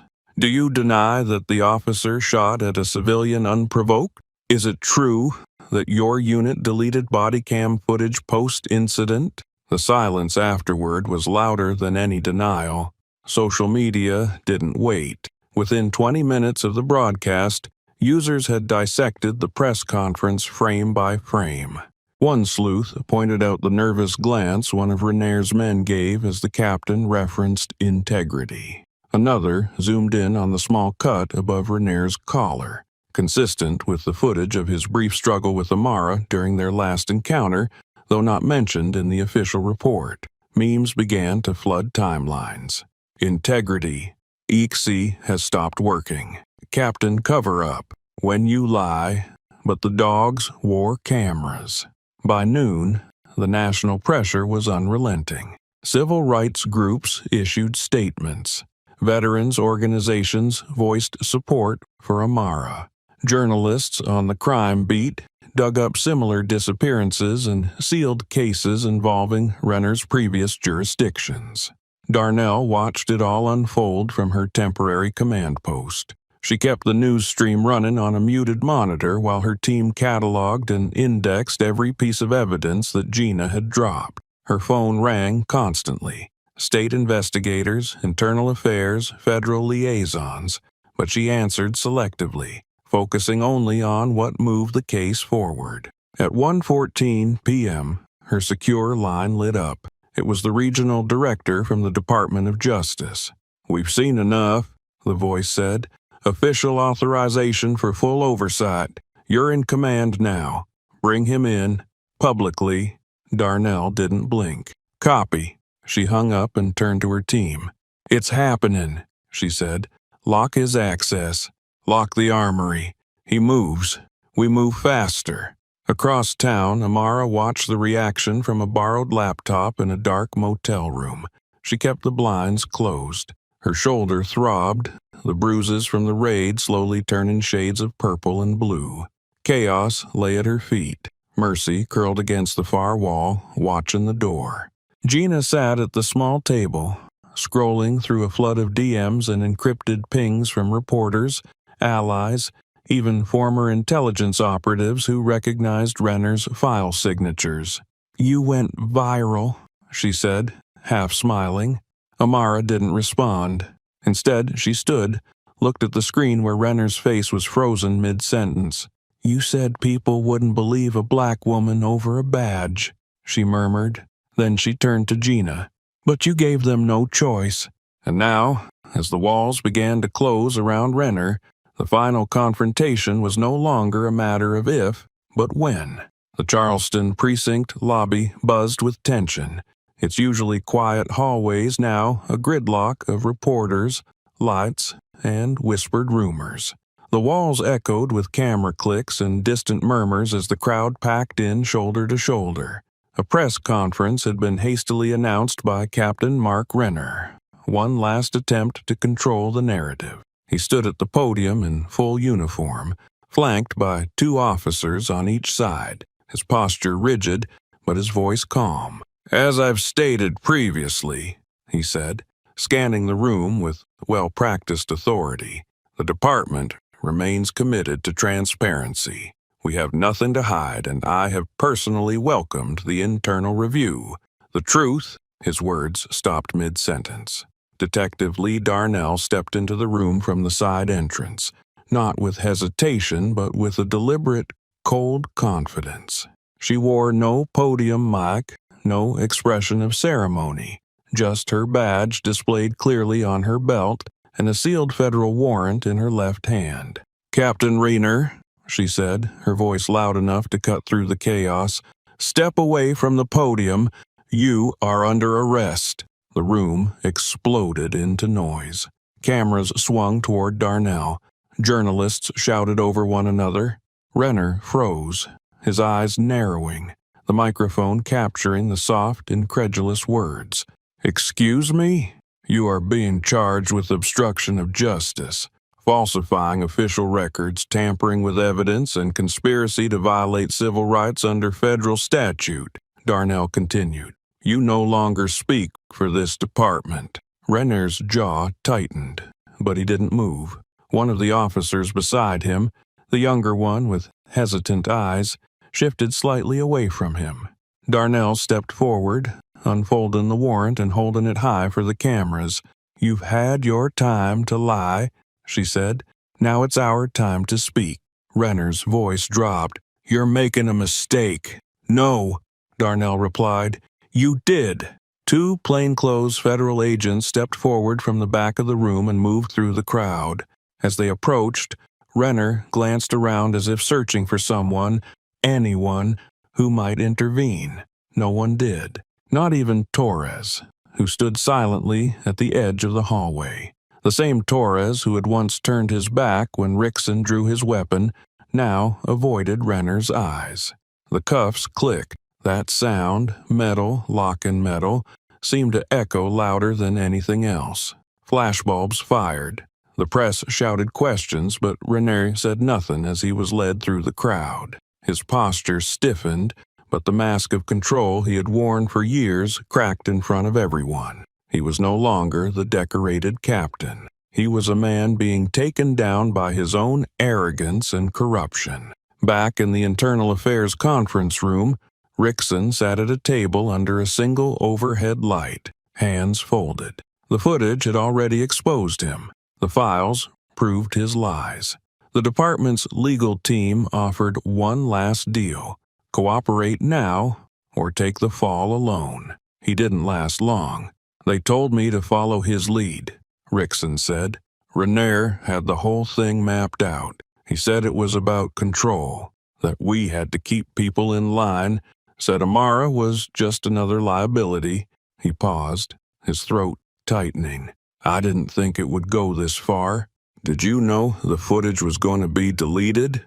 Darnell asked from across the table. Rickson nodded. "He didn't even flinch. Said the system wouldn't miss it. Said if we made her look dangerous enough, nobody would ask questions. We were told she was military, that she'd snap eventually. And Torres? Darnell pressed. Rickson hesitated. He stood back. He said quietly, "Didn't stop it. Didn't start it. But he didn't stop it. That was enough. Complicity was a choice." By noon, Torres was brought in under formal arrest. The charge, willful neglect of duty and obstruction. The same cameras that had captured Renair's fall now captured the silent walk of a man who once looked the other way while another drew a weapon on an innocent civilian. News coverage went into overdrive. Footage of Darnell reading Renair his rights aired across every major channel, replayed with commentary and overlaid text breaking down the federal charges. The public reaction was swift and furious. By late afternoon, over 50% of the department's internal phone lines were flooded with demands for reform. Letters poured into City Hall. Civil rights attorneys arrived on the ground. Every officer who had touched the original report found themselves under review, and still, Renair hadn't said a word. He sat alone in an interview room, watching the chaos unfold from a muted television bolted into the wall. His expression remained unreadable. Not furious, not fearful, just waiting. When Darnell entered, he didn't rise. "You wanted to play the patriot," she said, tossing a file onto the table. "What's it like now that the country's watching?" Renair looked up slowly. "I'm not done," he said. "Yeah," Darnell replied. "That's what they always say right before they are." But there was something in his tone, something she didn't like. It wasn't defiance for show. It was belief, conviction, as if he still held one last card close to the chest. He leaned forward. "You think this ends with a trial?" he asked. "You think dragging me out in cuffs stops what's already moving?" Darnell didn't answer, because in her gut, she knew he wasn't bluffing, and whatever he had planned, it wasn't over. The federal courtroom in Charleston was packed beyond capacity. Media crews lined the back wall, their cameras locked and focused. Civil rights observers sat shoulder to shoulder with veterans groups, journalists, and the public, all waiting for a final answer to the case that had gripped the nation. The judge's bench loomed high above, imposing but calm, as Judge Mary Ann Rudd glanced down at the stack of closing documents before her. On the defense side sat Amara Briggs, shoulders squared, eyes steady. She wore no uniform, no armor, no trace of the tactical presence that had defined her image online for weeks. Just a simple navy suit and the quiet confidence of someone who had survived the worst and still stood. Gina sat directly behind her, laptop closed but within reach. Chaos and mercy, after days of public attention and online praise, waited just outside the courthouse doors with handlers. They wouldn't be needed inside. Not anymore. The prosecution had tried everything. They argued that Amara's background as a Navy SEAL meant she responded with force when others would have de-escalated. They claimed her military training made her dangerous, prone to overreaction. But, with each point they raised, the defense dismantled it with relentless clarity. The turning point came when Gina presented the full unaltered footage. Body cam files, home surveillance, synced timestamps, all cleaned and authenticated by a third-party forensics team. The moment Rickson reached for his weapon, the snap of the leash, the calm instructions Amara gave before defending herself. The sharp contrast between aggression and restraint played out across every frame. Then came Rickson's testimony. He was visibly shaken when he took the stand, his voice hoarse, his tone clipped with shame. He confirmed the orders came from Renner, confirmed that the dogs never attacked unprovoked, that the story they told reporters of a violent ex-soldier ambushing patrol officers was fabricated before Amara even made it home that day. "I was told what to say," Rickson admitted under oath. "I was told how the report should read. We were told to make her look like a threat because it was easier than admitting we screwed up. Gasps spread through the room, but the judge silenced them with a single glance. The statement hung in the air, unchallenged. The final blow came when the internal data logs were entered into evidence. Gina's digital trail showed that the Charleston Police Department's body cam servers had not malfunctioned. The deletions were manual, timed, and traced to Renner's login credentials. There was no ambiguity left. When the jury returned after less than 3 hours of deliberation, the tension was palpable. Amara remained still as the foreperson stood and read the verdict. On the charge of aggravated assault against law enforcement, we find the defendant not guilty. On the charge of resisting arrest, not guilty. On the charge of obstruction, not guilty. Each word lifted a weight from the room. Amara exhaled slowly, not in relief, but in confirmation. She hadn't fought for justice because she needed to prove herself innocent. She fought because the truth demanded it. The judge cleared her throat, bringing the courtroom to stillness. Miss Briggs, this court acknowledges the extraordinary circumstances you endured and the discipline you displayed in the face of unlawful provocation. Your actions, captured on multiple sources of video and corroborated by sworn testimony, reflect not criminal intent, but professional restraint and personal courage. She paused. Let the record show this court finds you wholly exonerated of all charges. The gavel struck once. That sound, clean and sharp, signaled the end. Outside, the courthouse steps erupted in applause. Reporters pushed forward. Banners waving support lined the street. Veterans saluted her as she stepped down with Gina beside her. Chaos and Mercy rejoined her at the base of the stairs, tails wagging, senses calm despite the noise.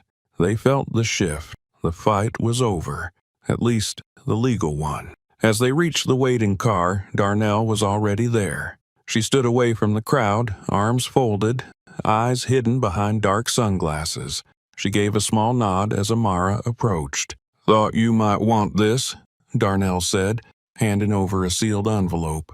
Inside was a formal document bearing the seal of the Department of Justice. Amara opened it, her brows furrowed. "You're offering me a job?" "Not just a job," Darnell said. "We're forming a new internal oversight unit. Real power, real reach, not PR." Amara scanned the paper. Lead trainer, civil military liaison. Full authority to investigate misconduct at the intersection of law enforcement and federal security. "We've been watching," Darnell continued. "What you did, the evidence, the control, the way you used force only when it was necessary. That's what these departments need to learn. From someone who's lived it. Someone they can't ignore." Amara closed the folder but didn't respond immediately. "You're serious about this?" "Dead serious," Darnell replied. "They'll listen to you, whether they want to or not, and if they don't, you've got the tools to make them." Chaos barked softly, as if signaling his agreement. Amara glanced down, then back at Darnell. "I'll think about it." Darnell nodded. "That's all I'm asking."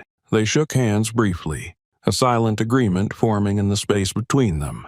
No ceremony, no dramatics, just two women who had stood on different sides of the same line and somehow ended up fighting the same battle. As the sun dipped lower over Charleston, Amara turned to the crowd, her name now cleared, her voice no longer silenced, and walked toward the waiting press not as a suspect, not as a symbol, but as someone who had been tested by the system and refused to break. And now, with justice served, she faced the next question. Would she help rebuild what nearly destroyed her? The quiet hum of conversation faded as Amara stepped into the modest office, tucked inside the Charleston Bureau of Internal Oversight. The lighting was dim but not oppressive, casting soft shadows over the folders, case files, and whiteboards filled with names and timelines. At the far end of the room, Detective Darnell stood with her back to the door, studying a digital map projected across the wall. Amara cleared her throat. "You wanted to see me?" Darnell turned, arms folded. "Still thinking about it?" Amara didn't answer right away. She stepped further inside, closing the door behind her. Chaos and Mercy weren't with her this time, just her and the silence. "You got a hell of a setup here," Amara said. "We're building something new," Darnell replied. "Not just a watchdog division, real oversight. Internal affairs that doesn't answer to politics. We're handpicking every investigator, but that's only part of it." Amara raised an eyebrow. "What's the other part?" "Training," Darnell said. "People don't just need policies, they need instincts.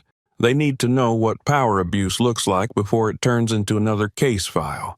And we need someone who's seen it from the inside out." Amara looked away, her jaw tightening. "I'm not a teacher.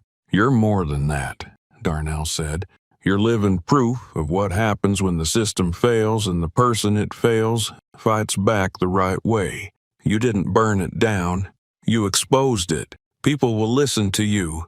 Amara shook her head. "I'm tired, Lee. I spent years in the field. Then I got dragged through hell in my own neighborhood. I'm not sure I want to be the face of some reform movement, especially one that might not survive a news cycle." Darnell stepped closer, her tone lowering. "I'm not asking you to be a face. I'm asking you to build the backbone. You'll have full autonomy. You can write the curriculum, train the right people, change the culture from the inside." Amara didn't respond. Her silence lingered. Darnell finally nodded. "Think about it," she said quietly. "We've got a chance here to prevent the next Amara Briggs story from even happening." Later that evening, Amara returned home. The house was quiet, too quiet. She placed her keys on the table, kicked off her boots, and collapsed onto the couch. Chaos padded over and dropped his head in her lap. Mercy curled near her feet. She scratched Chaos behind the ears and stared out the window at the slowly darkening sky. The air was thick with the scent of magnolia and wet concrete, a peaceful calm that didn't reach inside her. Gina arrived half an hour later. "You look like you're trying to outbrood a Batman reboot," she said, tossing her bag onto the table. "I'm fine," Amara muttered. Gina dropped into the armchair opposite her. "Darnell made the offer, didn't she?" Amara nodded. "And you're thinking of saying no?" "I already did." Gina tilted her head. "Why?" Amara sighed. "Because I don't want to build something that's going to be torn down the second people get bored or scared. Because I'm not a bureaucrat. Because I've had enough of systems for 10 lifetimes." "You think I wanted to break into police servers again?" Gina said. "You think I wanted to be hunted by people with badges just for finding the truth? No, but I did it anyway. Because it mattered. Because we were the only ones who could." Amara looked away. "You're not just a soldier," Gina continued. "You're someone people follow. You're someone people listen to when the noise is too loud." Darnell's right. You can train people who actually give a damn. "It won't fix the whole system," Amara said. "No," Gina agreed. "But it'll keep it from breaking the next kid who tries to stand up for themselves. It's not about the system. It's about what you leave behind." That line stayed with Amara long after Gina left. Long into the night, she sat in silence, the soft rhythm of Chaos and Mercy's breathing grounding her. She remembered the weight of the USB drive, the feeling of steel cuffs around Renner's wrists, the look in Rickson's eyes when he confessed. She had made it through all of that. But now the harder choice waited. She picked up her phone and dialed Darnell. "I'll do it," she said, "but I do it my way." "Wouldn't want it any other way," Darnell replied. The next morning, Amara stood before a classroom of fresh recruits. Some were former officers from other cities. Others were civilian investigators looking to make a difference. They looked at her with a mixture of awe and nerves. She spoke without notes. "This isn't about procedures," she said. "It's about people. People with power. And what they do when no one's watching. Your job isn't just to follow rules. It's to spot the cracks.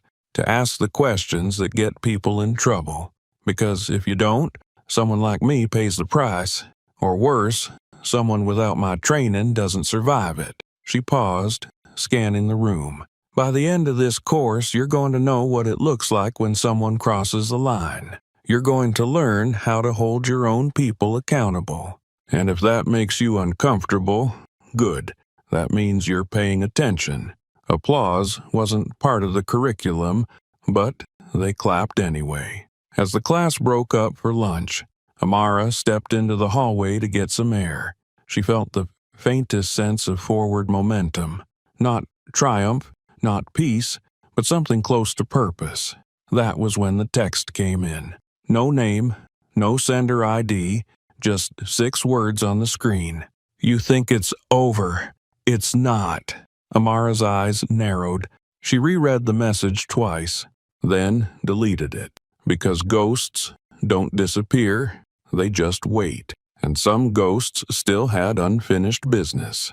Rain hammered the Charleston Detention Center like 1,000 fists against steel.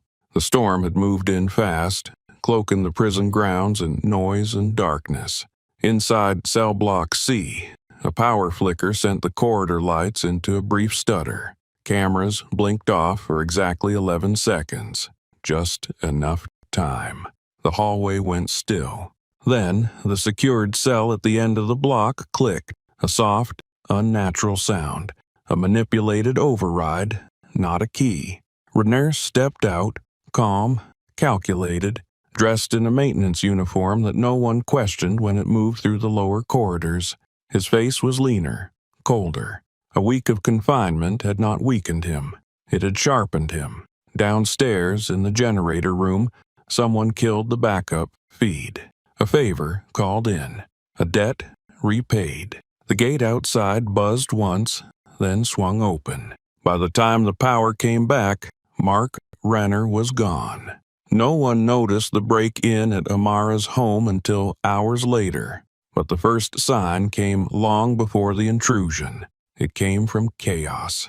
He lifted his head from the back door rug just after 3 a.m., ears alert. He sniffed the air once, then rose.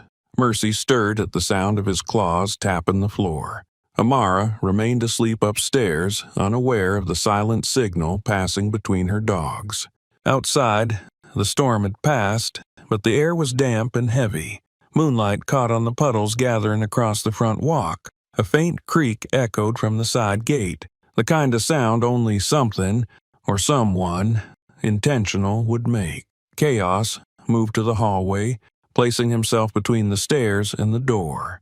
Mercy followed, her body low, alert. Their ears pricked at the second sound, a window latch softly sliding open in the laundry room. Inside the bedroom, Amara's eyes snapped open. She didn't know why she was awake, only that she was. Years of conditioning didn't fade with retirement. Her hand moved under the pillow, fingers brushing the grip of the flashlight she kept there. She listened. The silence told her everything. Too quiet. Downstairs, chaos growled once, short, guttural. Amara was out of bed in an instant. She reached the top of the stairs just as she heard the floorboard in the kitchen creak. Not the dogs. Too heavy, too deliberate. She didn't shout, didn't call for help. She moved. At the bottom of the stairs, she spotted him. Renner, soaked, wild-eyed, but focused. He didn't speak, just raised a hand, and Amara saw the glint of a blade. Not a kitchen knife. Military issue. A relic from another life. Chaos snarled, stepping forward, but Amara gave a subtle signal with her hand. "Wait, you really thought it was over?" Renner hissed, voice low but cutting through the dark like steel. "You humiliated me. You did that to yourself," Amara replied evenly. He took a step forward. "You cost me everything." She didn't flinch. "You were the one with the plan. I was just the one who didn't die in it." He moved fast. Too fast for a man who'd just escaped a maximum security cell. But she was faster. She ducked low as he lunged, his blade slicing the air above her shoulder. Chaos surged, hitting Renner mid-side. The impact knocked the blade from his hand clattering across the tile. Renner fell backward, scrambling, grabbing a heavy metal lamp from the end table and swinging it wildly. It hit Chaos on the side, hard enough to make him yelp and stumble, but not retreat. Mercy darted in, snapping at Renner's leg, forcing him off balance again. Amara moved with trained precision, sliding across the slick floor, kicking the knife away before Renner could reach it. "You've got nothing left," she said. "I've got revenge," he spat. He pulled a second weapon from his waistband, a sharpened shard of broken glass, taped at the base. He slashed at Amara's arm, grazing her shoulder.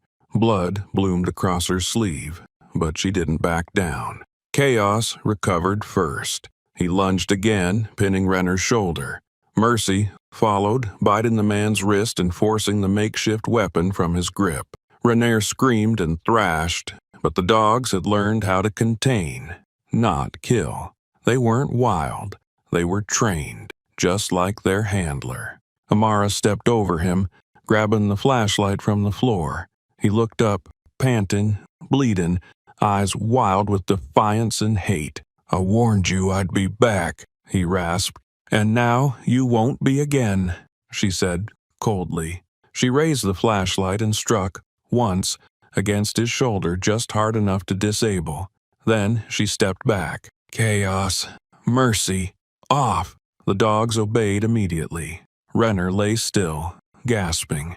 Amara grabbed the nearest phone and dialed directly to Darnell's secure line. "He came here," she said flatly. "You need to send a team. Now." 15 minutes later, the house was filled with officers, none of them local. Darnell stood at the center, giving quiet, rapid-fire orders. Renner was cuffed, sedated, and under armed watch. No more favors, no more shadows. "He had help," Darnell said, kneeling beside the broken window. "We'll find them." Amara didn't answer. She stood at the threshold of her kitchen, bandaged arm at her side, watching the dawn start to break through the storm-tinted sky. This wasn't just the end of a vendetta. It was the end of an era. Because now the reckoning was public. Renner slumped against the broken fridge, cuffed, bloodied, and silent as the cold steel tightened around his wrists.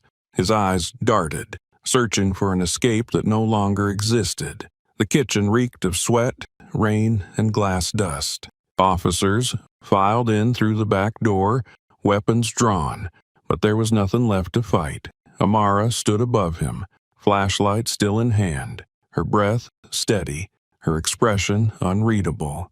Chaos and Mercy held their position at her sides, alert but still. It was over. She didn't speak to him again.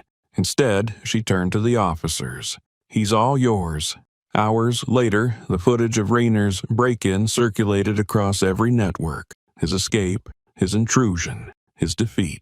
This time, there were no edits, no spin, just raw truth. He was rearrested, this time under federal custody, surrounded by marshals who didn't take bribes, who didn't owe him favors. No task force, no backroom deals. The man who had orchestrated chaos from the shadows was finally dragged into the light. And this time, there was no getting out. His trial drew national attention. The courtroom overflowed with reporters, officials, and spectators. The prosecution presented everything. Gina's decrypted CIA records, the deleted body cam footage, Rickson's testimony detailing the cover-up, and Renner's failed assassination attempt on Amara in her own home. Every move he had made, every manipulation he'd orchestrated, laid bare. Amara sat through every session, silent but steady, flanked by her dogs, who had become symbols of loyalty and survival. The jury deliberated only 5 hours. Guilty on every count. The judge's gavel didn't just close a case, it closed a chapter.